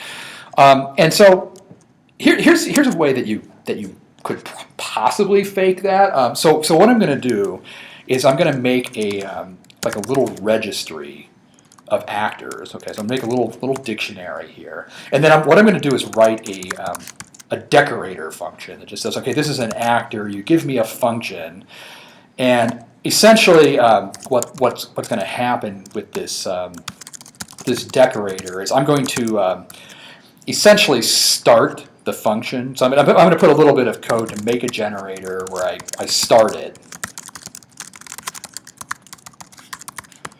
And then I'm going to advance to the yield, which is kind of a requirement there. And then I'm going to I'm just going to stick it in this registry here.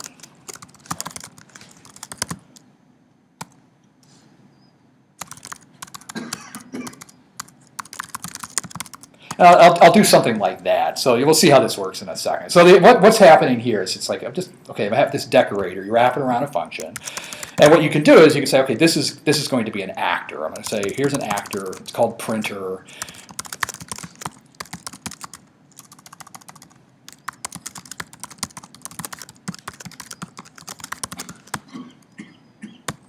Something like that. Okay, so you declare a function like that, and then what happens, the way that this works is if you say printer, all of a sudden it will insert something into this registry that I created, saying, oh, there's this printer associated with this generator object. And then what I'm going to do is define a send message or send method where you give me like the name of something along with a message, and then all I'm going to do is just kind of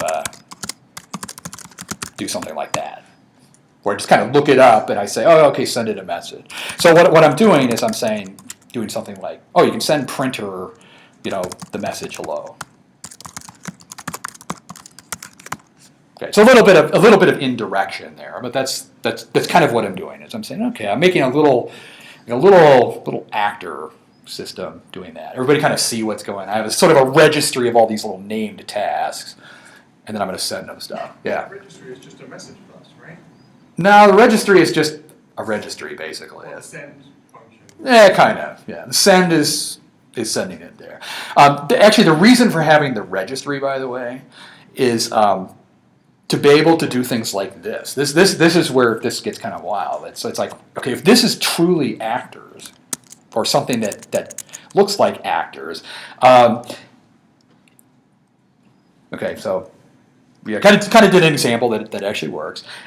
Maybe I could pull out some really insane example like recursive ping pong. This is something that the stackless Python people have used as an example for a while. It's kind of a mind-bending example to show something interesting. Like the idea here is I'm going to make an actor called ping,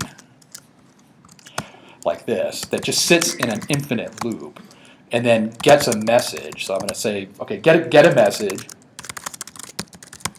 and then basically, what I'll do is I'll print it out. Okay, so print out like ping, along with the message, and then what it does immediately after that is sends a message to another actor called pong. I don't know, maybe I'll do message +1 or something like that. So you have an actor like this, and then you have another one called pong.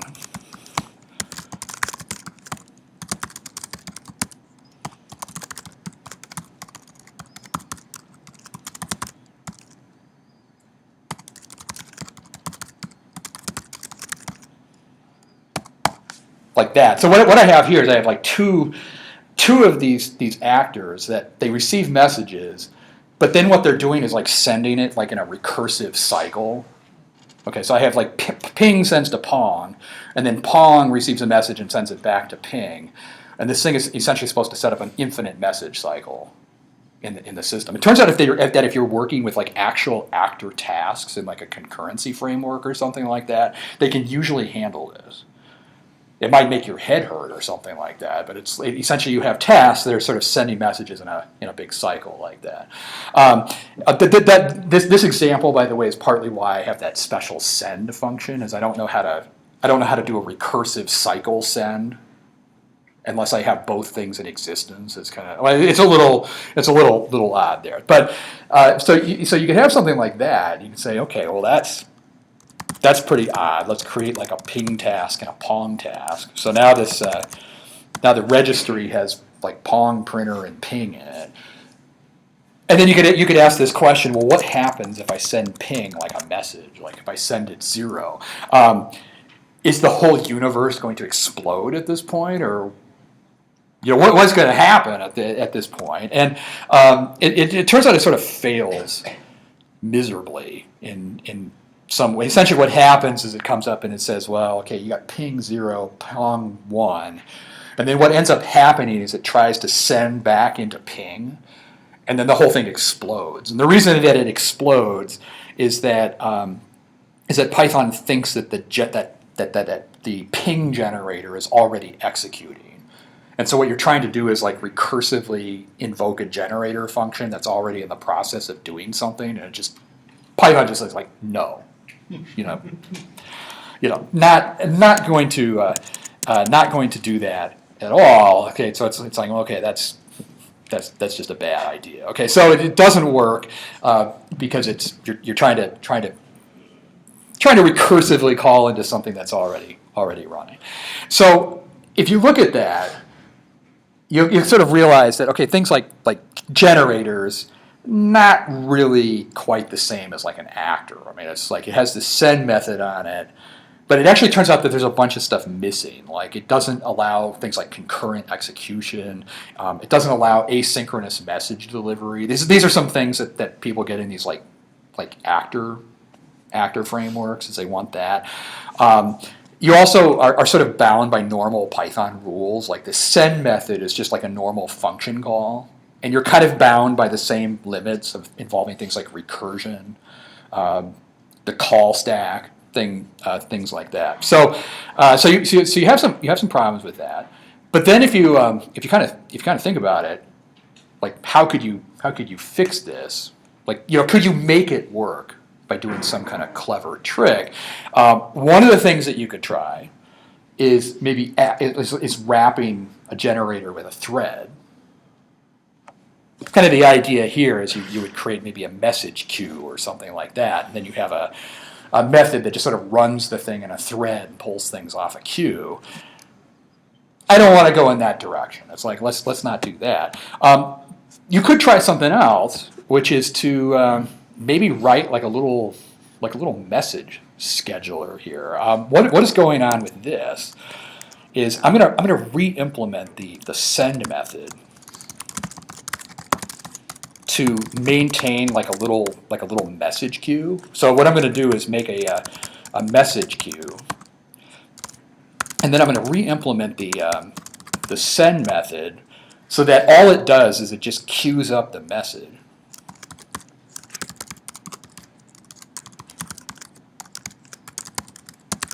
Along with a name, essentially. Okay, so what's happening here is this thing will basically queue up messages. So if I said something like send to the printer the message hello, it doesn't actually do anything yet. What ends up happening is it just ends up queuing this stuff up, saying, okay, here's a bunch of messages. It's like one is going to printer hello, the other one's going to printer 42, and so forth.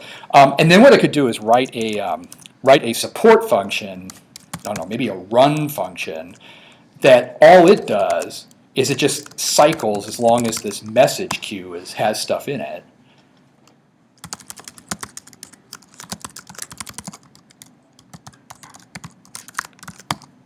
Something like that, and then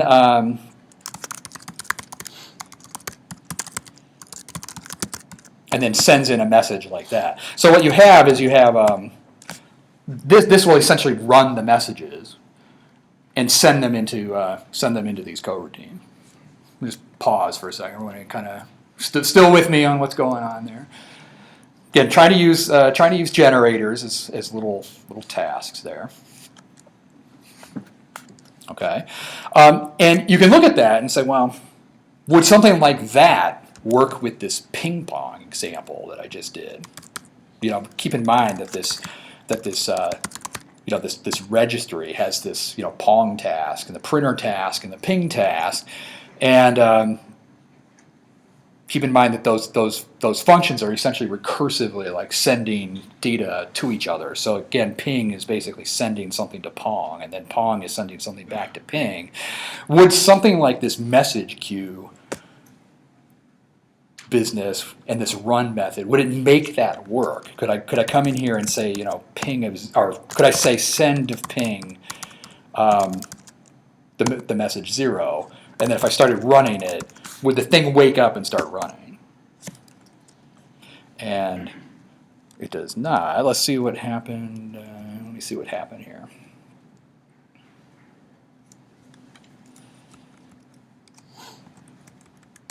Stop iteration. Okay, message send.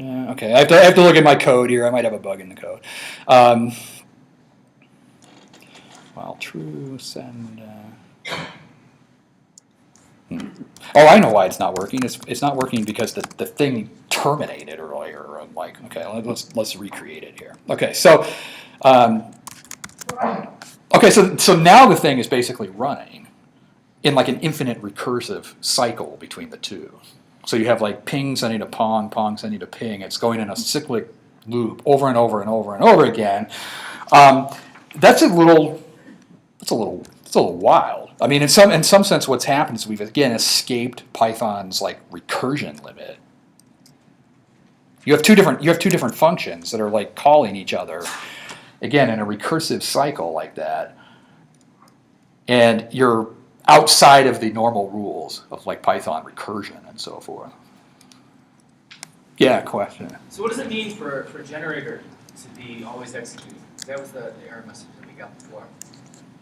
Yeah, that's a good. So the question is like, what does it mean for a generator to be executing? I guess a generator, it's always it's like a generator or a generator object. You're either actually running it, like you've actually called like the send method, and it's in the process of doing something, but it has not reached the yield yet, or the thing is just completely suspended.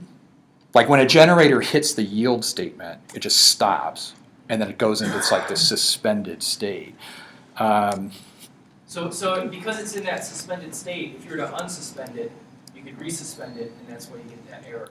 Yeah, the reason I got the error, the question is why did I get the error before, is that what happened is I basically called send, which took took a piece of data and then sent it to another generator. But then that generator tried to send it back into myself. And the problem is I have not reached the next yield statement. So the problem is like that send was basically setting up a recursion, but I had not reached the yield statement. So it came back and said, well, I don't know what you're doing, but you haven't hit the yield statement. So you're kind of in a running state. I'm not sure whether that answers your question or not, but it's. Is there a way to unsuspend a suspended generator? Yeah, you call next on it, like next or send or something like that. So yeah, actually, I mean a lot of generators. Actually, if you make a generator like if you look at this, let's look at this registry here. I'm gonna pull this pull one of these things out. Actually, I'll pull the printer one out.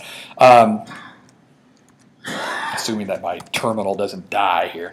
I think the generator objects actually do have some state associated with it. Like there's this GI running.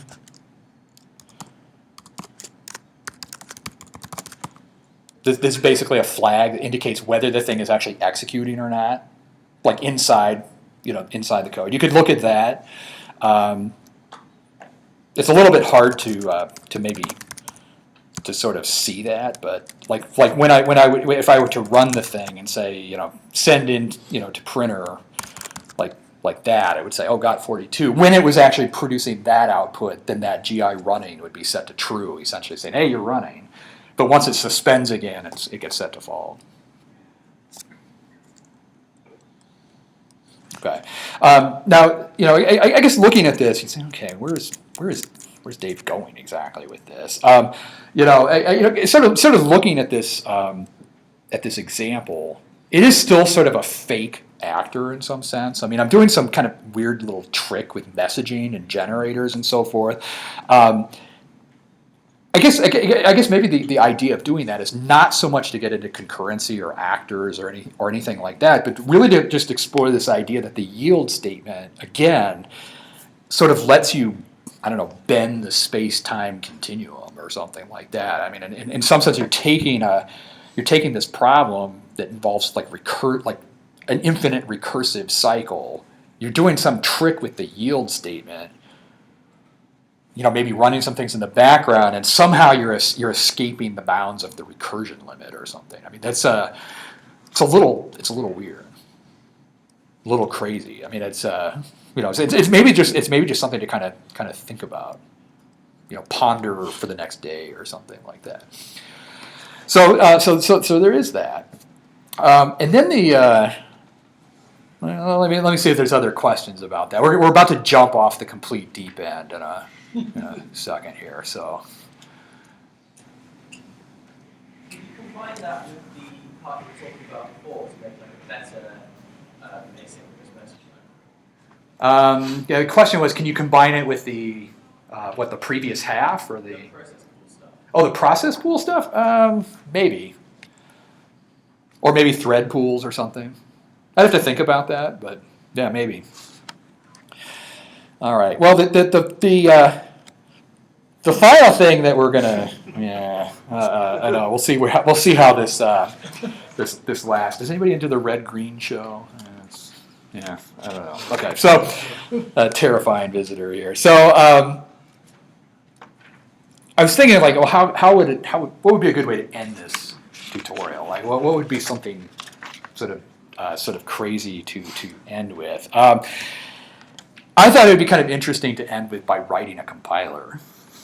I'm gonna so regret this later on. Okay, so so what we're gonna do?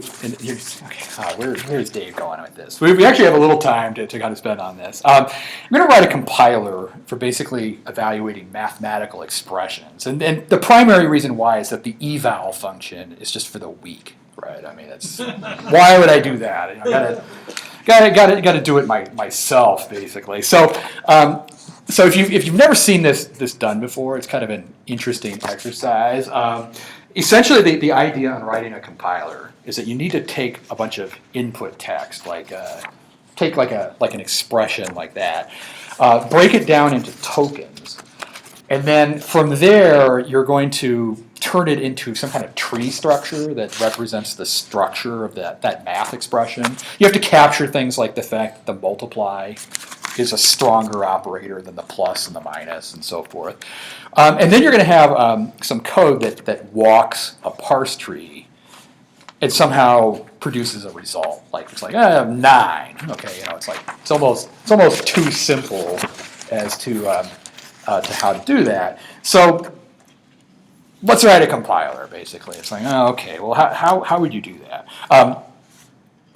There's going to be a little bit of there's going to be a lot of setup on this. You're going to wonder, like, where's this going exactly? But bear with me. I think it'll pay off. So first thing that you have to do a compiler is you have to figure out how to tokenize an input text. Now, this is some sample code for doing that, and I thought it would. I'm actually doing okay on time, so I thought it would kind of pull apart a little bit about how this actually works, because it's kind of interesting. Okay, so in order to do like a tokenizing step, what you have to do is you have to take input text and break it up into sort of this string of objects that describe what it is. Like, if you say 2 plus 3 times 4 minus 5, well, that's a number, it's the plus sign, it's a number, it's the times sign, it's a number, the minus sign, and the number.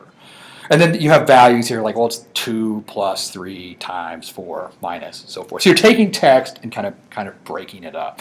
Part of the reason for doing that in this tutorial is that it's an opportunity to bring regexes into the mix, because why not, right? Okay, so here's we'll do like just a couple of examples of just like how this actually works. One of the ways that you can do this is you just make like a little list of kind of your token specifiers using what are known as named capture groups with regexes. Okay, so what you can do is you can say, well, there's the regex for a number, for instance, and then you can say, well, here's the I'll just do like a kind of a simple one. Here's a regex for the plus sign. You can never have too many weird escape codes in there as well. And then you can let's do minus sign as well. Okay, so minus sign. So what you do is you sort of write out like little tokens for stuff. Actually, I might as well just do the whole thing and pray that I don't make a typo in this whole thing here. Did I make a typo? Ah, shit. Okay. Well, actually, no. It's a Python list. I can fix it later. Okay. So.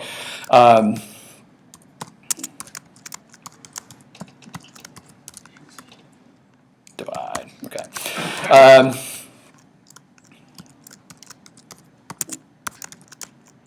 I'm sure something will go wrong with this, and I'll have to copy the code from somewhere else. But that's okay. So, and then white. That's basically white space there. Okay. So there's my tokens list. I screwed up one of them, so I'm gonna delete that out of there. That was tokens minus 3, maybe. -1, -2. Yeah. Okay. Okay, so there's your list of tokens. These are basically describing. Did I nuke the wrong one again? Ah, okay. Well, let's see, which one is that? Tokens. It's -3 equal. Okay.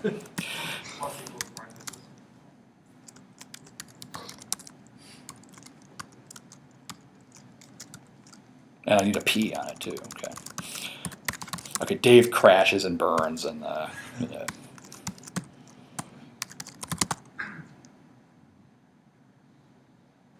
I think that's okay. Okay, so you're gonna write out your tokens. Essentially, what you're saying here is this is you have the rules for the different things, and then what you can do is you can kind of turn this into a master regular expression. What I'm gonna do is I'm gonna take like the vertical bar and join all those together. Like that, so it's going to make kind of like a master regex. So I'm going to say like master re is equal to re compile join all my tokens together, and then so this is some regular expression, and then the idea is that if you have a bunch of text, like let's say you had two, like your text was 2 plus 3 times 4 minus 5, you can start matching that text against that pattern. Like you could say master re match text, and then some match object will come back and it will say, oh yeah, okay, here's your match object. Oh, I matched the number 2. One of the things that you can do with these matches is actually find out information like what the match was, as well as you can say like last group, for instance, will tell you that the name of the pattern that got matched. It will say, oh, that was a number actually, and then you can actually get the the text as well, like 2. So there's kind of ways you can basically you can do this. One of the things that you can do is use a secret feature of the RE module. This is my actually this will be my payback for the core developers. Breaking the tab key in Python 3.4 is that I'm going to tell everybody about an undocumented feature of Python that's been around for at least 10 years that they don't want you knowing about. Okay, so this is so very obscure feature of the RE module is this. Let me. Okay, I have this master RE. And there's a method of regular expression objects that has been available for as long as I can remember. This might go back as far as Python 2, maybe even earlier. It's the scanner method. How many people know about the scanner method of RE? A couple of people. Do you know about the scanner method? Have you used it for? Yeah. Do you think it's like officially blessed or not? I don't think it's. I think it's awesome. So if you call that, you'd say, oh, master. Oh, first of all, you have to get the help on it. Okay, so master re scanner. No doc string. Okay? They don't want you looking at it. Turns out this is not documented online. It's not in the RE docs. There's no doc strings on it. And you can say, well, what in the world is that? What you can do is you say master re scanner, and then you give it some text. You get like a scanner object back. You're like, what is that? This is actually a really cool feature. What it will do is it will sweep over a text string and match the text like one thing at a time for you and feed it to you. Like if you say s.match, it'll come back and say, hey, I matched the number 2. And then if you call it again, it will say, hey, I matched some white space. You call it again, and it's like, hey, I got the plus sign. Oh, some more white space. There's the number 3, the star, the 4. Essentially what it's doing is it's like doing a sweep over a bunch of text, one token at a time. And you can use it to tokenize stuff. So you can actually use that to build like a little tokenizer. Let me pull up. I'll pull up some code, so I don't have to keep typing it all the time here, and just kind of show you that. So So here's the thing that you can do. You can write little tokens, and then you can end up writing like a little tokenize function, like something like that. Since you're using this scanner object, it's going to feed a bunch of tokens back, and what that will do is just make like a little token string for you.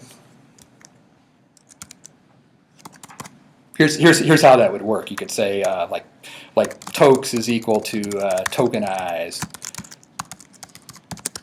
2 plus 3 times 4 minus 5.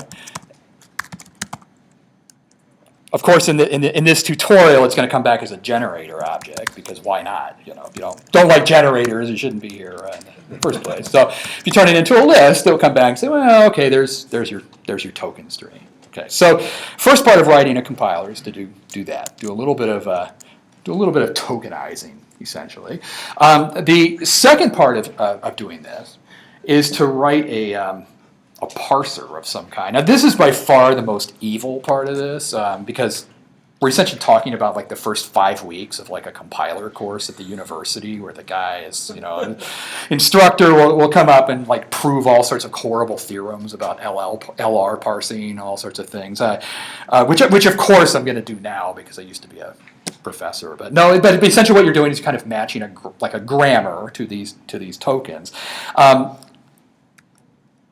The gist of that, and I'm not going to go into huge detail, is that you have to have some kind of code that takes these like grammar rules and codes them up in some way, and ultimately what you're going to do is try to turn this into a tree. So I'm going to kind of skip the parsing step for a second and talk about the tree building part of this, because it's sort of the more interesting part.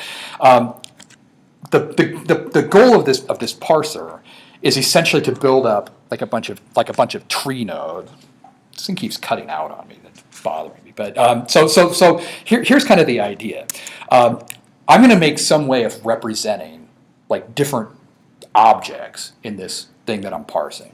So what I'm going to do is I'm going to make sort of a class that represents sort of a node in this tree. And admittedly, I'm doing a little bit of kind of a code simplification hack here. What I'm doing here is kind of a way of initializing a value. What I'm doing is taking a bunch of input arguments, zipping them with some field names, and then setting them on myself. If you've never seen that trick before, it's kind of a cute little thing. But the idea is that I can then make like other things that inherit from that, where I say, oh, this is a binary operator, and the fields are like an operator, a left side, and a right side. And then I can make things like, oh, there's a number node, and the fields of that are maybe like a value or something. Okay, so what I'm doing here is making like little data structures, and the idea is that if I wanted to represent like the number 2, I could say, oh, that's like the number 2, and it comes back and say, oh, there's a number object, and the value of it is 2. And then if I wanted to have like the number 3, the same. Like, so if you wanted a number 2, you do that. If I wanted to represent like an operator, I could say, well, that's a binary operator plus that happens to represent like the number 2 and the number 3 or something. And then what would happen here is that that thing would basically have like an op saying, oh, it's the plus operator. And then the left side would be a number. And then the right side would be a number, and so forth. So what's going to happen in this sort of compiler thing is we're actually going to build up a tree structure of sorts that represent what we're working with. Just as an example of that, if this is the expression that you're working with, the way that might get represented in the system is you would sort of build it up maybe incrementally in some way. Like you would say, okay, well, there's like we're going to make a binary operator, which is the plus operator, and then the left-hand side of that is going to be the number 2. Okay, so there's the 2 there, and then the right-hand side of that might be a binary operator like times, where the left-hand side is the number 3, and the right-hand side is the number 4. So you might start with that, and then you would create like another one saying, well, this is the binary operator like minus, where the left-hand side is that n1 that I just made up, and then the right-hand side is the number 5. Okay, so what you're doing is you're kind of building up sort of a little tree structure that looks something like this. So you're gonna build up this tree structure to do that. The code to do that, unfortunately, is a little bit nasty. I've actually coded it up. You can find it kind of in the class notes or the class page. You can say. You can actually look at an implementation of how that works. Essentially, the idea of it is that you're going to have some parsing code that is essentially building up these structures like binary operators and numbers and so forth, and you end up with a little like tree of nodes essentially.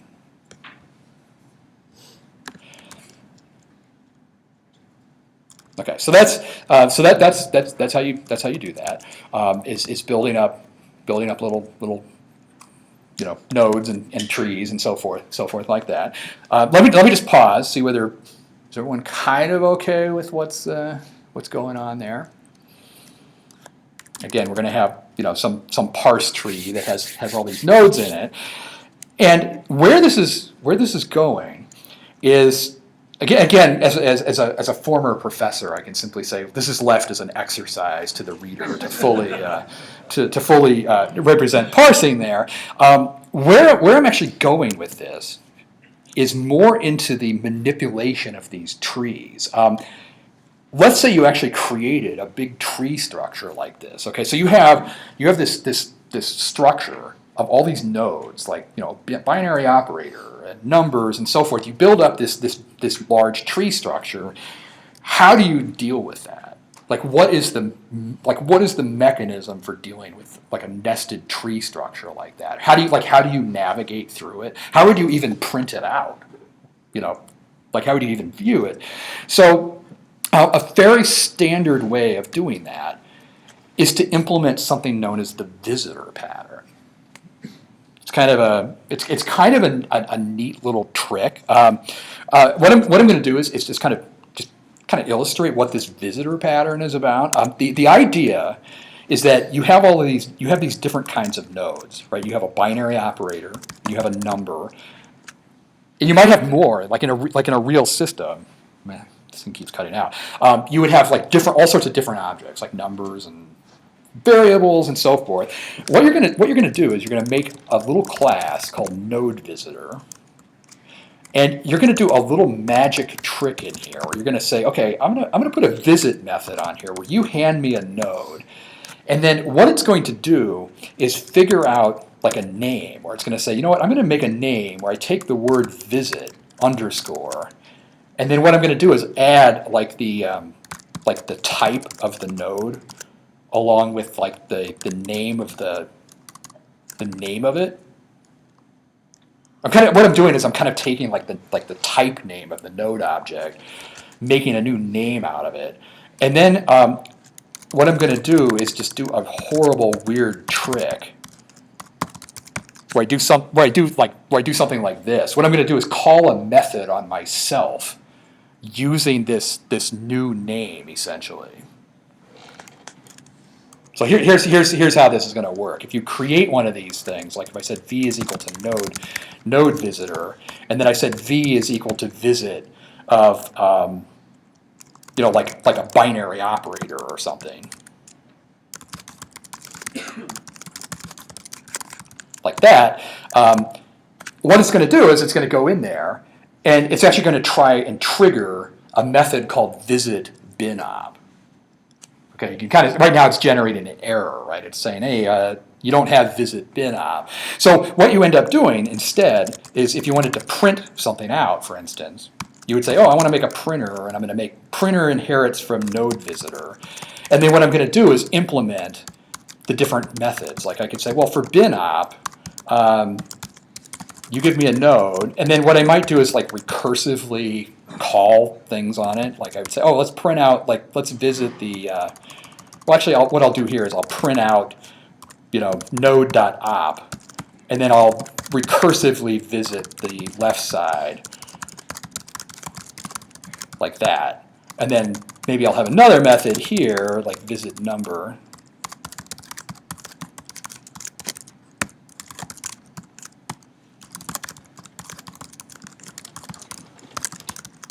Something like that. So what you're going to do is you're kind of you're writing a class where you're implementing these various methods, and then the idea is that you could take this printer thing and then pass it like maybe a parse tree, and it would just sort of walk through the parse tree, triggering the method.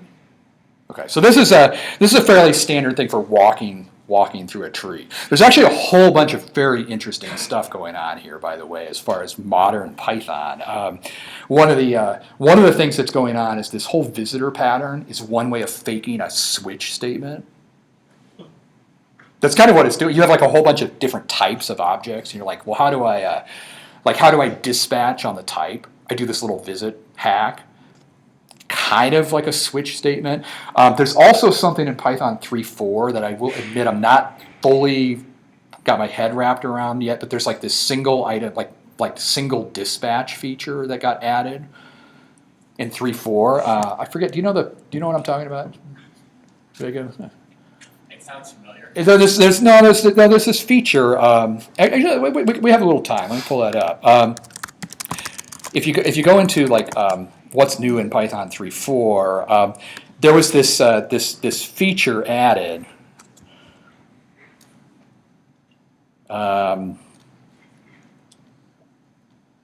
Single dispatch generic functions. Yeah, PEP 443. This is something that kind of is related to what I just did. What it lets you do is write functions that kind of dispatch on a type. What you can do is you can say things like, oh, here's a function that responds to integers, and like here's another version of a function that responds to lists, and so forth. It's a kind of an interesting decorator hack and so forth. That is also kind of similar to this visit thing in a way. It's like what I'm doing in this visitor pattern is I'm saying, hey, this is a class that responds to these different kinds of nodes. I want you to fire a special method related to that. So this is something that's sort of related to that. Again, I have not looked extensively at that enough to say much more about it, other than it's a new Python 3.4 feature that showed up. So this is the kind of thing that you do is you sort of write these little visitor pattern objects, and it turns out that this is a very standard technique for evaluating one of these parse trees. It turns out if you have a tree of all these nodes, you can actually write code that will evaluate it by doing kind of a weird tree walking thing. This is what it looks like to do that. You can say, well, I'm going to make an evaluator class that inherits from node visitor, and then what I'm going to do in here is implement different things. Like for the number object, maybe I'll just return node.value. Okay, just return the value back. For the binary operator, what I'll do is basically walk into. I'll basically go down and say, hey, visit the left side first, and then go visit the right side next. Okay, so you would say, okay, go down the right, or go down the left, go down the right, and then what you could do is look at the operator and just say, well, okay, if you're the plus operator, then return left value plus right value. I could probably do this in a more elegant way, but you essentially are doing like a little evaluation trick like this, where you say, okay, now take the minus sign, do that.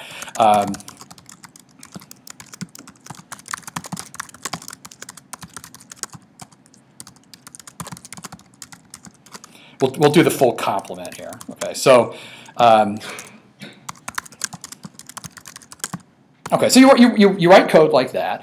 It turns out that will basically work for evaluating like expressions. The idea is that let's say you said tree is equal to parse 2 plus 3 times 4 minus 5.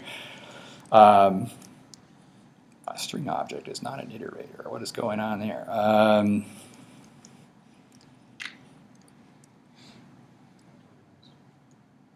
Oh, did I? Oh, okay. Duh. Okay, I need to. Okay, so what you do is you essentially say, okay, tokenize 2 plus 3 times 4 minus. Somebody gets bonus points for that, by the way. Okay. So you essentially come in here and say, okay, parse the tokens. You have your tree. If you want to evaluate it, what you would do is you would say, okay, create an evaluator and then visit this tree object. And what it will do is just walk through the tree and spit out a value. It says, it's 9. Yeah. So what glues the types to the different methods that we call? How did that logic?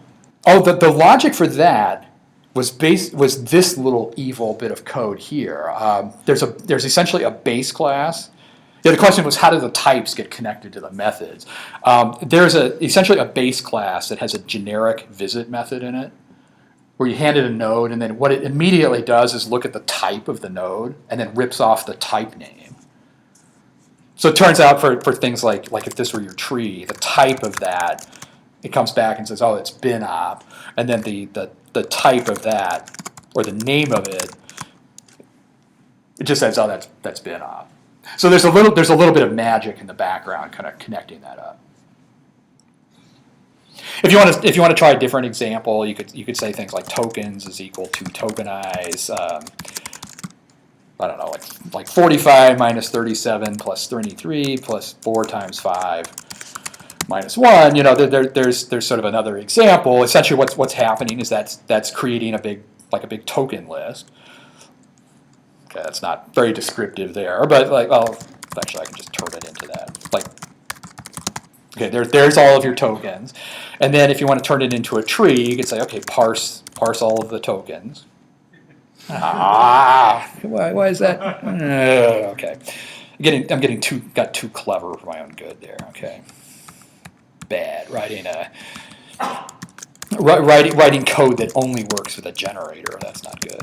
Okay, so you get your tree there, and then you can basically say, okay, make an evaluator and then visit that. It'll come back negative 787.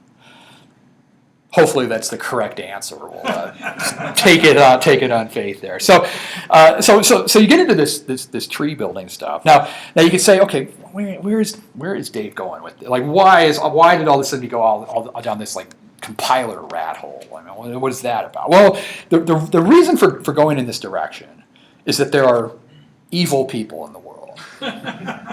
And not to pick on Alex Gaynor or somebody like that, but he comes to mind. Alex Gaynor would come to mind. He'd say, yeah, okay, that's a pretty nice little compiler you have there, Dave. And then what he would do is maybe come up with something like, oh, you know what, I'm gonna make some text that's equal to the plus sign joined up with I don't know, stir of x for x in range like 2,000 or something. Like, okay, that, okay, 0 plus 1 plus 2 plus 3 up to 2,000. It's like, yeah, okay. And then you would say, okay, tokenize. It's like tokenize that. Okay, so you would come up and say tokenize your text. Huge expression. And then you would come up and you'd say, okay, let's parse it. Parse tokens.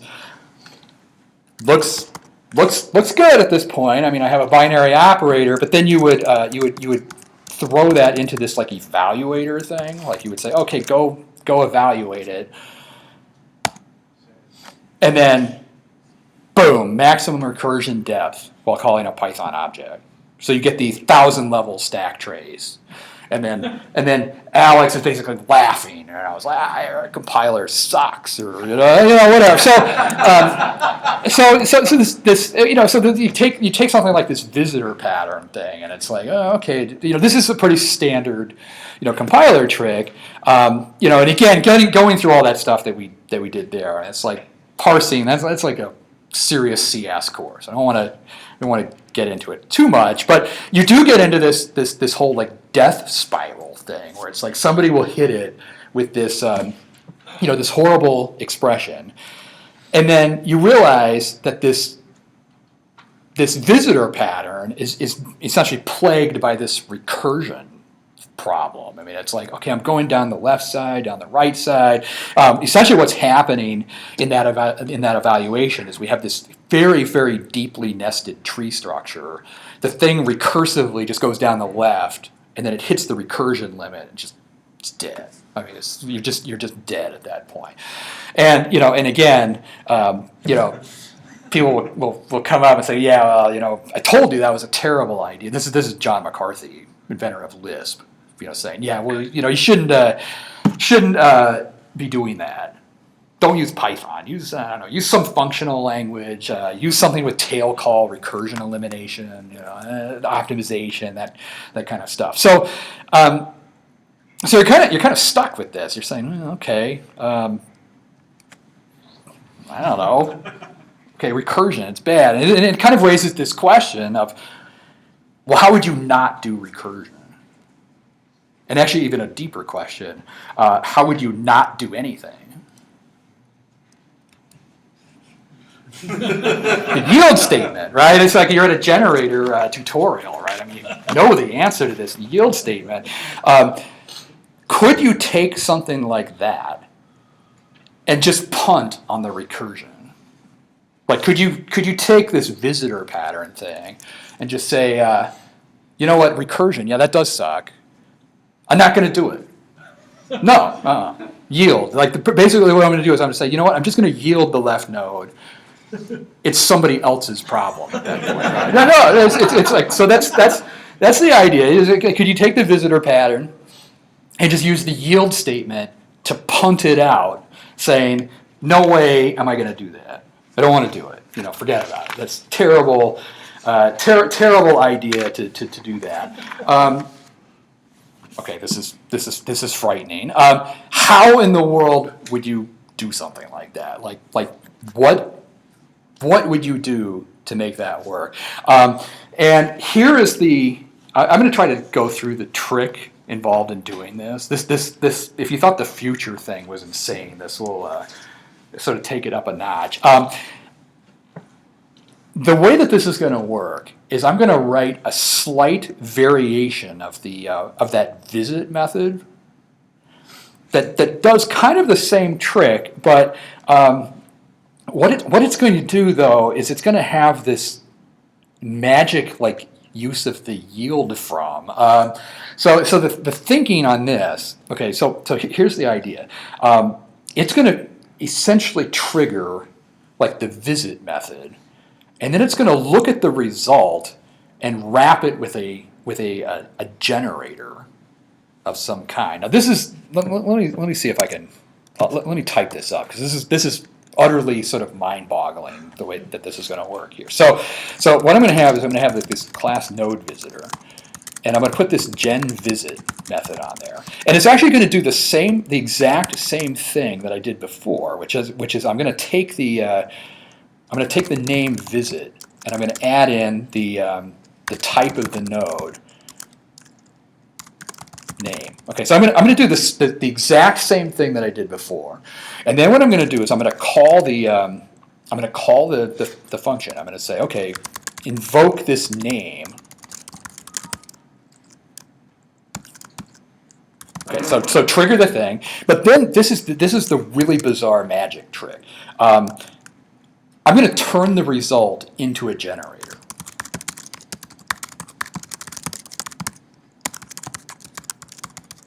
Always. So here's the way that this is going to work.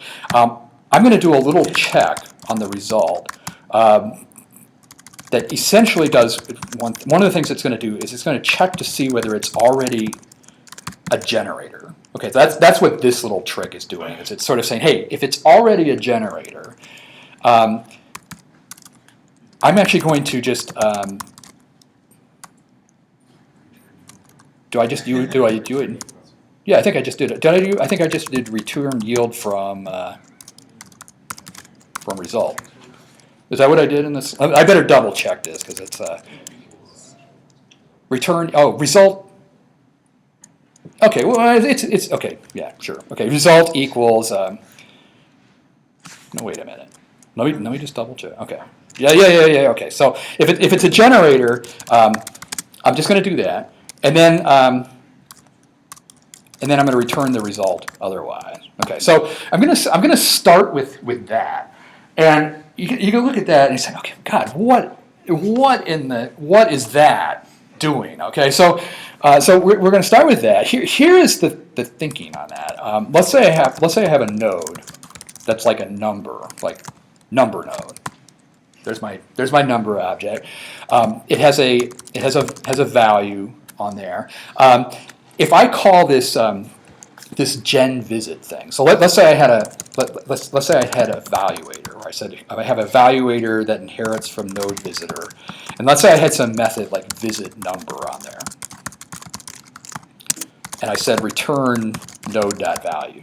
If I come in here and I say, okay, let's make an evaluator, and I say e equals gen visit on this node, it's going to come back and say, hey, it's generator object. That's what this is doing. It's sort of saying, like, it essentially turned that into a generator object. And you can say, okay, generator object. Interesting. Since it's a generator, you can do things like call next on it. You have to redo it here. Okay, so you get a generator, you call next on it. It immediately stops with a stop iteration exception. Comes back right away. It's like, oh, there was nothing to iterate. However, there's something kind of curious about that. The result of that came back in the exception, right? It said, oh, it's a stop iteration 3. That is what is going on there. It's like, essentially, it returned a value back, and it said, hey, here's the value. It happens to be in an exception. I kind of apologize for that. That's a little weird, but it's in an exception. So for simple things like that, it's going to turn it into a generator. And the object and if you run it, it's going to pop the value out on a stop iteration. Still sort of with me on that. Now, for the more complicated things, let's go back to the slides here. Okay, so first part of this is if you just have a method, just returns a simple value, it's just gonna pop out using stop iteration like that. If you have something slightly more complicated, like this binary, like this bin op thing, what is going to happen there is something a little bit more interesting. Let me pull up a little bit of code for that because I don't want to type it all in here. So let me just I don't want to run this right away here. So let me do this. So what we're going to have now is, let's say you made one of these evaluator objects, and let's say you had a different kind of node where you said, okay, node is equal to a bin op, where it's a plus operator. The left is a number 3, the right is a number 4, like that. And let's say I passed that in, and I said, okay, e gen visit node. Okay, this is essentially going to come back with a generator as well, but this one is going to behave a little bit differently. If you call next on that, it's going to essentially produce the number object out. Keep in mind the code for this. Well, let me go back to the code for this. The code for this, by the way, is essentially that. Okay, so this is what's going on here. This bin op is essentially yielding the left node, and then it's yielding the right node, and then doing some kind of evaluation on it. So what is happening here in this new version is that you call next on it, and you see this sort of number object kind of pops out of it. It says, hey, there's a number on there. You can sort of say, well, okay, that's interesting. What you're supposed to do at that point is actually evaluate the number We're going to piece this together in a second. But the idea is that this thing is going to pop out a number, and then I'm supposed to evaluate it. Like I'm actually supposed to take care of that. And when I'm done taking care of it, I'm actually supposed to send in the result. Like if I look at the number object, there's the number object. That actually has some value associated with it. I'm supposed to take that and then send it back in. So what I'm supposed to do is say, okay, you gave me a number. I'm going to evaluate it. I'm going to send it back into you. So what's happening here is that 3 that I sent in is like the result of the yield. It's kind of like you yielded, you gave me a number, I'm going to do something with it, and then I'm going to send you the result in. So I sent that in, and then a new number popped out. You're like, what's that? That's actually the right-hand side that popped out. So a new number popped out. I'm supposed to now evaluate that. Okay, so what I'm supposed to do is figure it out, send that in. Maybe I'll send it back in saying, hey, okay, there's 4. When I send it back in, all of a sudden the thing stops with a stop iteration saying, hey, I'm not running anymore. But by the way, the result is 7. Your head should be like totally exploding at this point. What is happening behind the scenes of this thing is that in this version with the yield, you're sort of using the yield to kick out nodes. You're sort of saying, hey, I don't want to deal with that. I don't want to deal with the left node. Here it is. You deal with it. The code behind the scenes is going to figure that out, send in a result to like left val, and then the next step, it pops out a node. It's up to me to evaluate it, and then I send it in. It then figures it out. It actually then figures out the value, and then pops it out with a stop iteration. There's a really kind of crazy sort of control flow on this, but the idea, again, here, you have a binary operator with a star, 2 numbers. When you do this gen visit, it turns it into a generator. The generator is essentially going to emit the number objects, right? So like number 3 is going to come out, number 4 is going to come out. To evaluate those, I'm going to send in the values, and then it will terminate with a stop iteration exception. This would be a good thing to bring up in like a code review, probably. This technique. So that's what's going on. And at this point, what I'm essentially doing is manually carrying out the visit method of the other of the number at this point. So you're going to do that, and then to kind of piece the whole thing together, it turns out that you can employ a computer science algorithms trick involving depth-first search. This will really test your knowledge of like an algorithms class. But it turns out that tree traversal, like recursive tree traversal, can actually be re-implemented by creating your own stack and then managing a stack instead. And that is actually what I'm doing here, is I'm re-implementing the visit method to create a stack of running generator functions. And then what I'm going to do is manually add or subtract nodes on this stack, depending on like whether I'm going down into something or finishing something up. And so what you're going to have is kind of this stack of running generator functions. And it turns out that if you do that, you'll be able to evaluate evil expressions like that thing that I just showed you. It's actually utterly amazing that this works. But you could take like that horrible evil text like that. You can say tokens is equal to tokenize text. Tree is equal to parse of parse tokens. There's your tree, and then if I create this like new evaluator using this yield trick,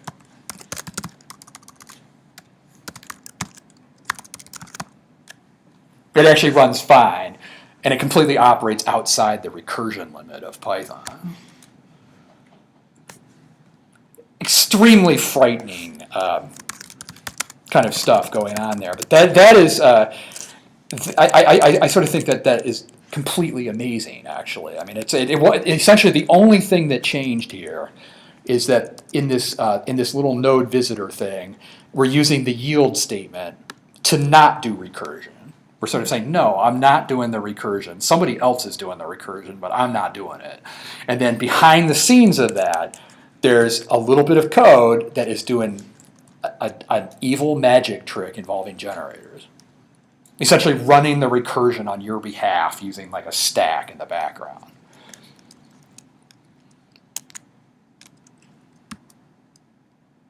Again, kind of some pictures of that is, again, you're building up sort of stacks of generator functions.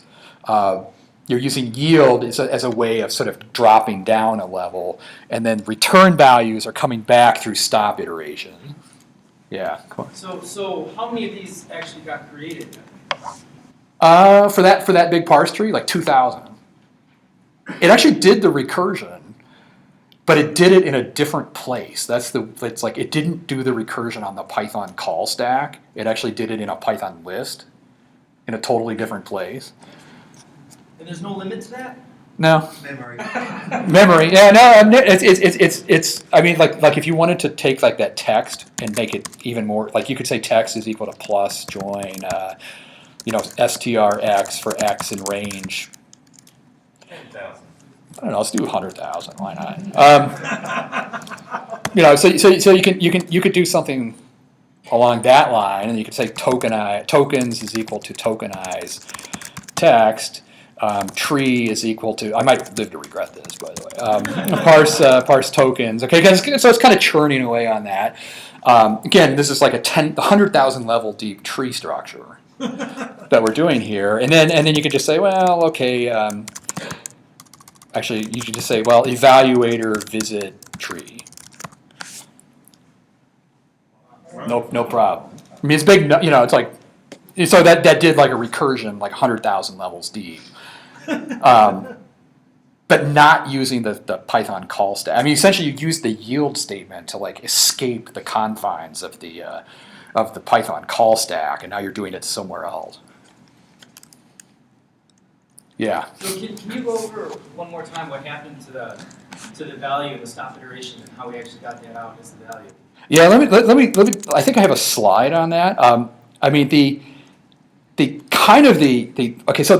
general idea is that the yield statement is essentially pushing things onto this stack. Okay, so every time you do a yield, you're going down one level. If you look at the code for that, let me pull up the code again.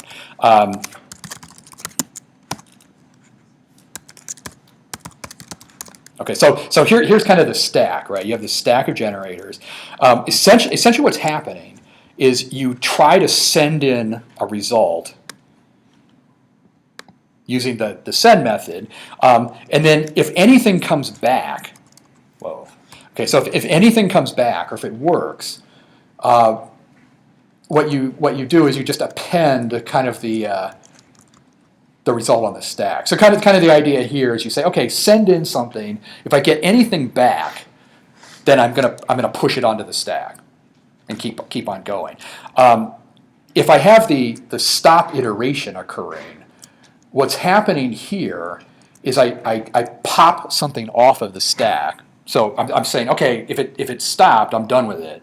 I'm gonna take the value that came back, which is passed as part of that exception, and then I'm going to use that as the result that gets sent in as the thing to the previous generator. It's a really, frankly, mind-exploding, insane thing to sort of sort out. But the gist of it is you're building a stack up, and then as you drop down into this thing, you're kind of popping things, you're kind of pushing things onto the stack, and then the propagation of the results is entirely through these stop iteration exceptions.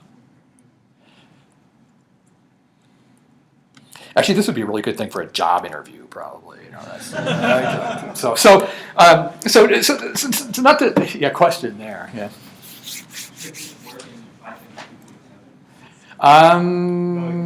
I don't know. Did I use if I use the yield from statement? Well, also then returning yield. You Oh, actually, I would not work in Python 2.7 because the stop iterate, you can't use the return statement in generator. So this is you could probably make it work in Python 2.7 through some other mechanism, but I don't know. So, Raise a stop iteration yourself. pardon me. Forcibly raise a stop iteration instead of using return. Yeah, maybe you might have to raise like an exception Exactly. yourself and take care of that. So, yeah. So some final words on this. This is I don't know. I watched the movie Scanners before coming out here. So another Canadian art form there. I think that's a Canadian movie. Sort of made me think of this. A little bit of maybe perspective on this generator stuff. I'm not sure that generators were originally created to do anything that was contained in this tutorial. I mean, I could be wrong, but they always sort of struck me as starting out as like, oh, here's this cool way to do iteration. I think that's how most people got into generators. It's like, oh, yeah, okay, cool. You can write generator function. You can make you can customize for loops, and that's the kind of thing that got going in Python 2.3, thereabouts.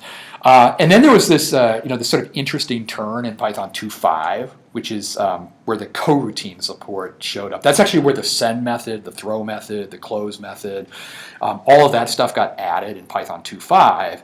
And it enabled people to kind of play around with some of these things like concurrency frameworks, event-lit, G-event, coroutine-based, like I/O kind of stuff. It was sort of enabled by that. The context manager decorator would not have been possible without that. So you have this kind of interesting turn there.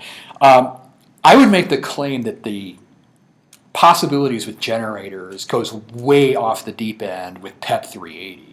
Like a lot of the stuff that we did in here today relied on the yield from in various forms or another. I mean, like all that future stuff was using yield from. This little recursion visitor pattern thing was using yield from.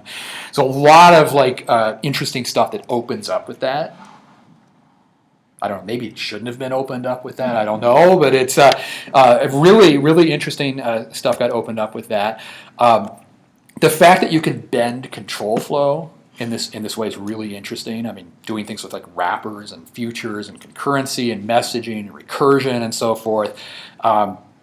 It frankly blows my mind. I mean, it blows my mind. So that you can do that. I think the inclusion of async I/O is a total game changer in Python. We actually have Guido in the back. Do you think it's a game changer? Async I/O? I think it is. The thing I find interesting about it is it's, at least to my knowledge, it's the only standard library module that uses this coroutine yield from stuff in any significant way. I mean, maybe there's some other library out there that's using it, but the fact that this is in the standard library is a really interesting development. And I think if you read the source for that, there's some really interesting stuff, like programming techniques going on in that. I'm still kind of on the fence whether any of this is a good idea or not. I mean, I have to confess, like, if somebody were to ask me, like, is all the stuff in this tutorial something that I should be doing in my production code? I have no idea. I mean, and one issue that I sort of think about is, when you're playing around with this coroutine stuff, it does feel like it's kind of all in. I don't know whether other people feel that way, but it's like if you start programming with coroutines, it feels like it's coroutines all the way down. It's like an all-in kind of proposition. And one of the things I kind of wonder about is it going to result in sort of two standard libraries? I don't know. Could you have like a situation where it's kind of the Python standard library, and then there's this sort of other standard library that's all coroutine focused, maybe growing out of async I/O or something like that. If that happens, what are the rules by how they interact? What's the interplay between there? I don't know. I mean, it's so new, so bleeding edge. I just don't know. I mean, I think it'll be interesting to sort of see how that plays out. Another thing that I would just throw out there. Sometimes people ask me, Dave, do you write this kind of code yourself? It's like, I wish I could say that I do, but the code that I'm writing is so dreadfully boring. I mean, it's like no meta classes and like it's just like, oh god, it's just like update the database. You know, it's so boring. You know, so it's like, so the honest answer is like not no. I mean, it's like, you know, I use generators a lot for iteration, but in generally, you know, I'm not doing crazy coroutine stuff. I mean, actually, honest answer is I tend to use threads for stuff a lot, like threads and recursion. Partly because I can understand that better than some of this other stuff. But I do think that there's some really interesting stuff with coroutines. A little bit more information is in the cookbook. Although in doing this tutorial, I wish there's a whole bunch of stuff I added to the cookbook. There's like all this, like the honest answer is I don't think I fully appreciated the yield from statement in the cookbook. There's some examples of it in the cookbook, like, you can flatten lists or something, you know, doing yield from, and, you know, kind of a couple of simple examples, but this, you know, some of this stuff with, you know, with like futures and the async IO techniques, not in there.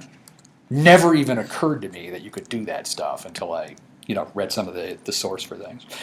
So, so with that, that's actually basically the end of the tutorial. Sort of open it up for questions if anybody dares, I guess. So, a special thanks, by the way. I did do a dry run of this about a week ago. Got a bunch of feedback from the people there, and then also Guido for sending me the funny picture from earlier. Maybe I'll put that up again in a little bit here. So Greg has a question.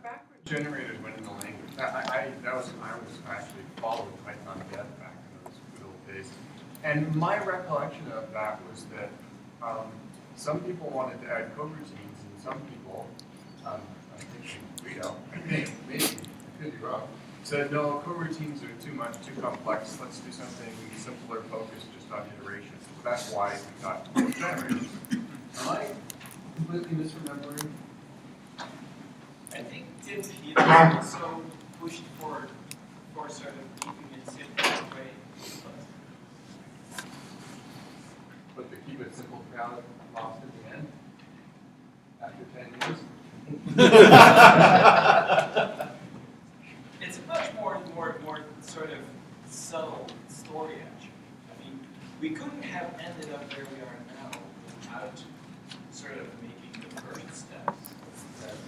Sort of, if we had tried to design a full code routine support 12 years ago, it probably wouldn't.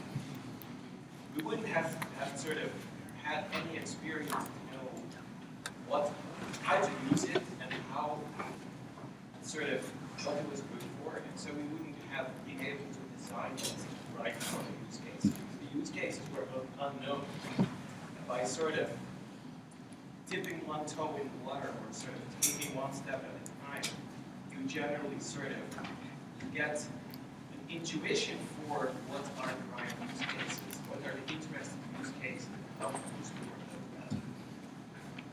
And yes, it's also the case that sort of which direction you take the first step will also to some extent determine where you go.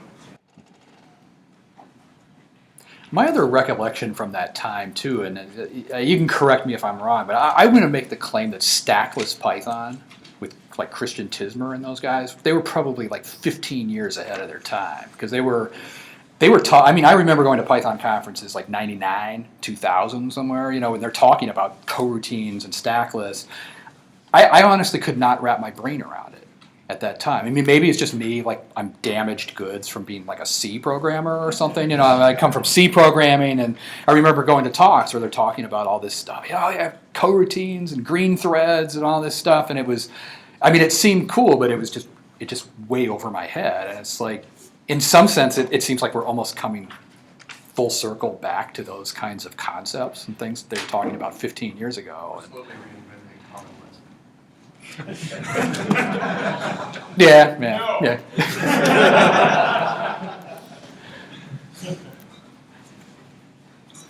Yeah, I think it's pretty, I don't know. I think it's kind of interesting, fun stuff. So, see if there's other questions. Probably everybody's head is completely exploded at this point. But. No other questions.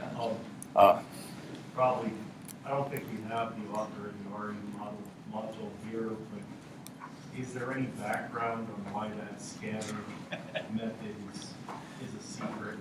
I have no idea. Do you know why the, I'll throw it to Gita. Do you know why the regular expression scanner method is not blessed? Do you know what I'm talking about? Or I don't. I don't know about it. there's an Submit a documentation patch and see if it gets accepted.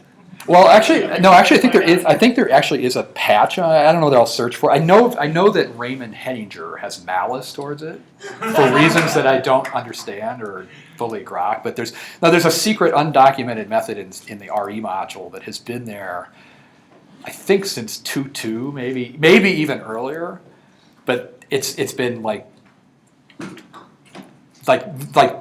it's been like undocumented with malice, basically. Like, we're not documenting that. Stop asking about it. Yeah, I don't know why. I used it in the tutorial, of course. So Actually, it's in the cookbook too. did I use it in the cookbook? Yes. Yes, there's a whole recipe to it. Well, even better then. It's documented now. It's documented now. Yeah, it has to live forever now. Yeah. All right. Well, I guess I don't know. Thanks for coming. Hope it was interesting in some way. I learned a few new things. So I think we have lunch.